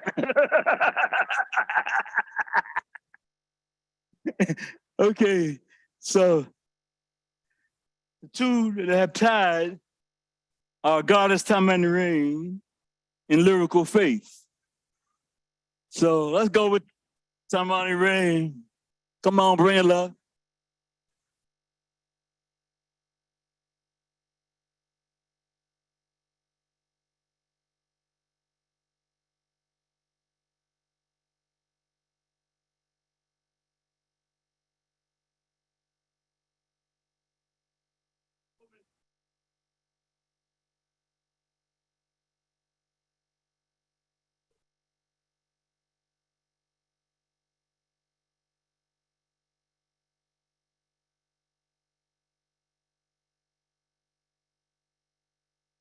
When I was a kid, my mother told me press on my belly button to call her. A child first gains independence at the snip of the umbilical cord, my phantom attachment, speed dialed her womb. Intuition rang and she was by my side in a flash. She's my superhero. I remember in 6th grade getting sent to the principal's office. She told my mom how I had ADD and my mother replied, Ms. Giacovini, add my daughter to a class so she's not the sole A out of D's. She gave me that look. Like she's not one of my little friends, but the best one I'll ever have. And then I hit puberty. I never knew of the birds and the bees. I was a flower, watching my mother grow tired of Black love, Black eyes, and diaries of a mad Black woman she never recasted protagonist. So at 17, I became her sequel. Never slept with the enemy, just a pedophile. My boyfriend was 23. And after an argument about my virginity, I moved out. I never told her that it moved out long before I knew it existed. My temple turned trap house. My calls became voicemail. I hung up my innocence before she answered. I turned into my mother. My mother was a poet. Fed me the limelight, but couldn't sugarcoat its bitterness. And now I turned lemons into trauma poems. She's my scapegoat. How could she farm a talent within me, then criticize my amateur mistakes? I know she raised me better. I just wish she knew it too. I felt powerless, didn't press on when depression weighed down my hands. I couldn't ask what life meant if mine was important. When my mother and I lost dialogue, I told her that she should have aborted me. She thought about it, but she never finished the job, and she should have aborted me because I wanted to kill myself, but I couldn't finish the job. And at 18, my idea of security was gentrified, became house nigga, thinking a colonizer would honor a motherland he wants to conquer, planting a seed to abandon the field. I got pregnant. My son, be landline, server of a higher purpose, a message that me and my mom delivered, but our relationship severed again at the snip of his independence. And now I struggle with his independence. He gets time out when he defies me. It feels a little bit too much like betrayal. Reminds me that I'll never be a perfect mother. But I never took mine off that pedestal. I realized how many times my mom has felt betrayal, putting herself in debt for our phone bill, losing service every minute I forgot to pay respect. My overdraft fee sent me to collect my reflections, and I'm thankful that I gave life, that my landline signaled me home, and I pray that I stay water buried, safe in New Haven, connected to a spirit close to womb. Mommy, I just want to be a kid again. Mommy, can you put me back on speed dial?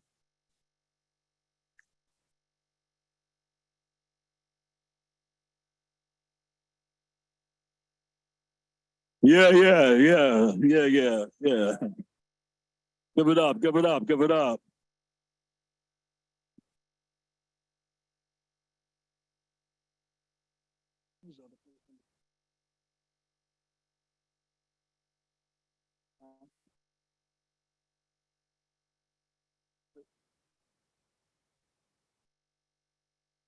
Okay, here we go. 1 up, 12, 3 up, 4 up.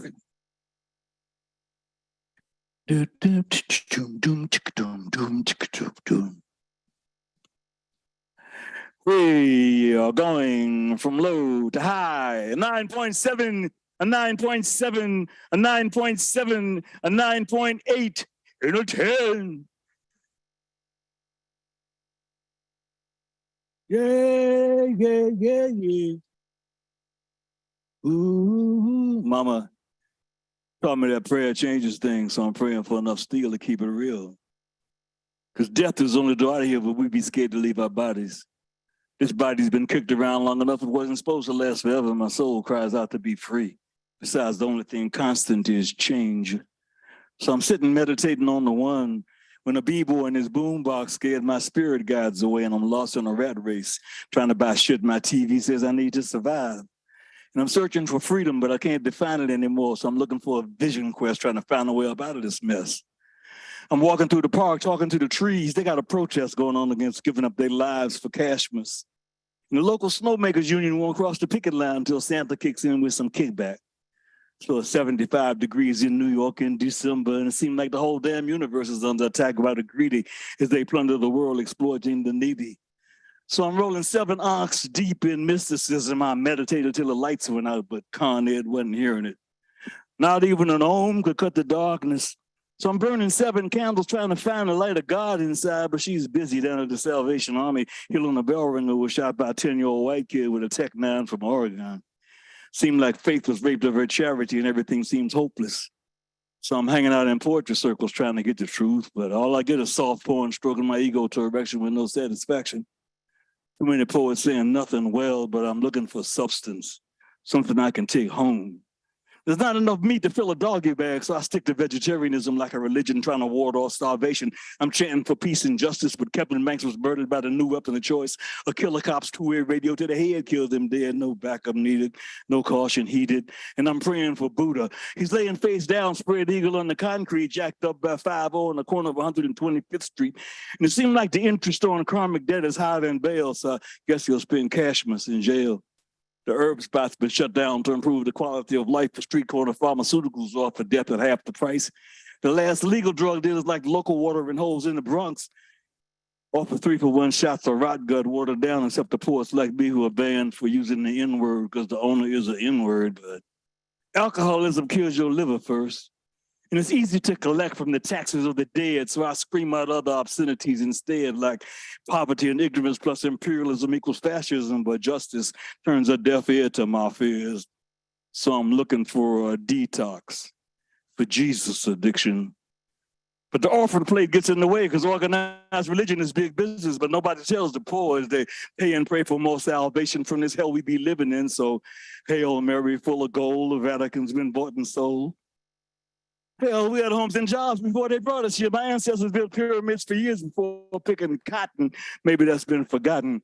So I'm quoting Haki Matabuti saying, Jesus saves, Jesus saves, Jesus saves green stamps. The green stamps are obsolete and the poor and the homeless beg for food to eat. In this land of plenty, where not a damn thing is free. So don't call me no poet, because I'm just a pissed off brother with a pen. The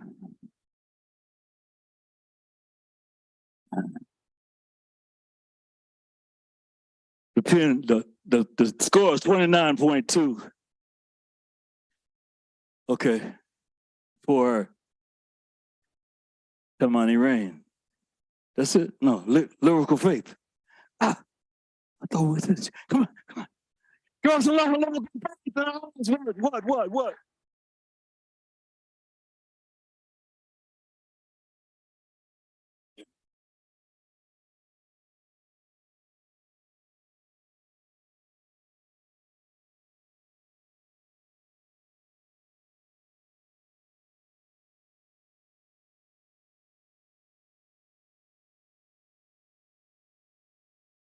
Seven lessons learned at the protest. 1, let the white people get in front. Nah, dead ass. We know y'all wanted to be invited to the cookout, and praise God, this is the cookout. Can't you see the fire ablaze in the distance? Don't you smell the brown meat grilling? Hot, angry from years of being burned in the freezer, hungry from how long we've been left to rot. You asked for this upon building a cold shoulder to my existence on our backs, damn rights. This ain't a democracy unless you icing down with me. So yeah, allow your white shield to cover me like a picnic of guilty tears. It's the least you can do after showing up early and bringing nothing for decades. 2, if a Black woman dies and there is no camera around to record, does it even make a tragedy? It's been over 2 years and still no justice for the murder of Breonna Taylor. the murder of Rakia Boyd, the murder of Sandra Bland, the signs at the rally all read America's quarterbacks of martyrdom as if we are not running through the same plantation. While you gather in these streets to demand a play-by-play for equality, please do not forget the soil that planted every seed. 3. It'll take a lot out of you. By the end of 7 miles, you will rattle in your bones. You will know what our ancestors meant by a long trek to freedom. You will gloom in distress, knowing the war is far from over, knowing that we shall overcome, be several centuries away. Do you still walk? Do you take each step like a bomb ticking on the inside of your psyche? Conjure up ways to rationalize that this moment will be what my ancestors fought for and how my children will continue the fight. What if we never see liberation in our lifetimes? How do I live knowing my footsteps are just rehearsal to the performance of my eulogy? 4. The Birmingham movement lasted 37 days. The Freedom Rides lasted 7 months. The Greensboro sit-ins were 6 months. The Montgomery bus boycott was 382 days. Quit asking us when we will stop marching. We will stop marching when this country stops lynching us. 5. The soundtrack is Kendrick Lamar's All Right, NWA's Fuck the Police, YG and Nipsey Hussle's Fuck Donald Trump. The soundtrack is Nuck If You Buck, Tupac's Keep Your Head Up, and For the Saints, Tasha Cobb's Break Every Chain, Revolution by Kirk Franklin, and we gonna praise while we dance in these streets. Shout Negro spirituals to the top of our lungs and in demand you put some respect on our peace. 6, come prepared. Bring milk for the tear gas. Bring a thick shed of skin for the rubber bullets. Bring a pair of shoes you do not mind creasing. Move like your body is on fire. So instead of the precinct or the cop car, it was actually just every breath you ever took, dragging balled its way up your throats and out onto the threatening. We told you, this is the cookout. How could you not expect for there to be flames? 7, you wanted an invite so bad, right? Well, here it is. Don't walk up empty-handed and then expect us to still fix you a plate.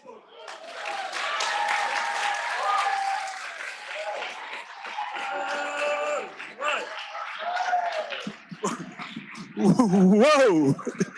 Woo. All right. Hey, yo.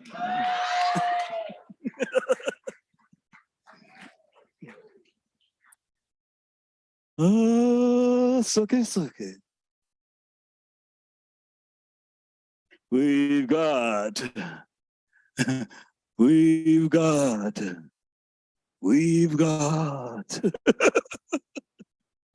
from low to high, we've got a 9.7, we've got a 9.8, a 9.8, and a 10, and a 10. Woo!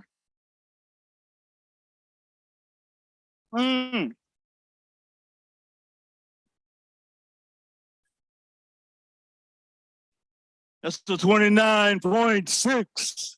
Give it up for him. What? Give it up for all the poets, for everybody. And give it up. Give it up for yourself, too, for being here. Yeah. We want to thank our judges. We want to thank Oshun Yo-Ying, Alake Farike. We want to thank Carol Correa. We want to thank Gary Winfield. We want to thank Jennifer Davis. We thank Michael Jefferson. We got a judge's escort if you need it. Now, here we go. You hand me this piece of paper like I'm supposed to know what the hell. First, second, and third. Third place. Give it up for Goddess Taimani Urain. Now, just sit there.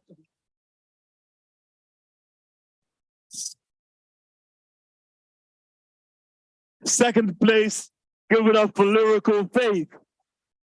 Woo! In first place, give it up for Slangston Hughes in the house. Yeah, yeah. Give it up for yourself for being here. We love you. And thanks for coming. It's good seeing all of y'all. Peace. Oh, okay, so we need to see the winners. We need to see the winners. They got some, hey, how you doing? They got yeah, and I'm collecting.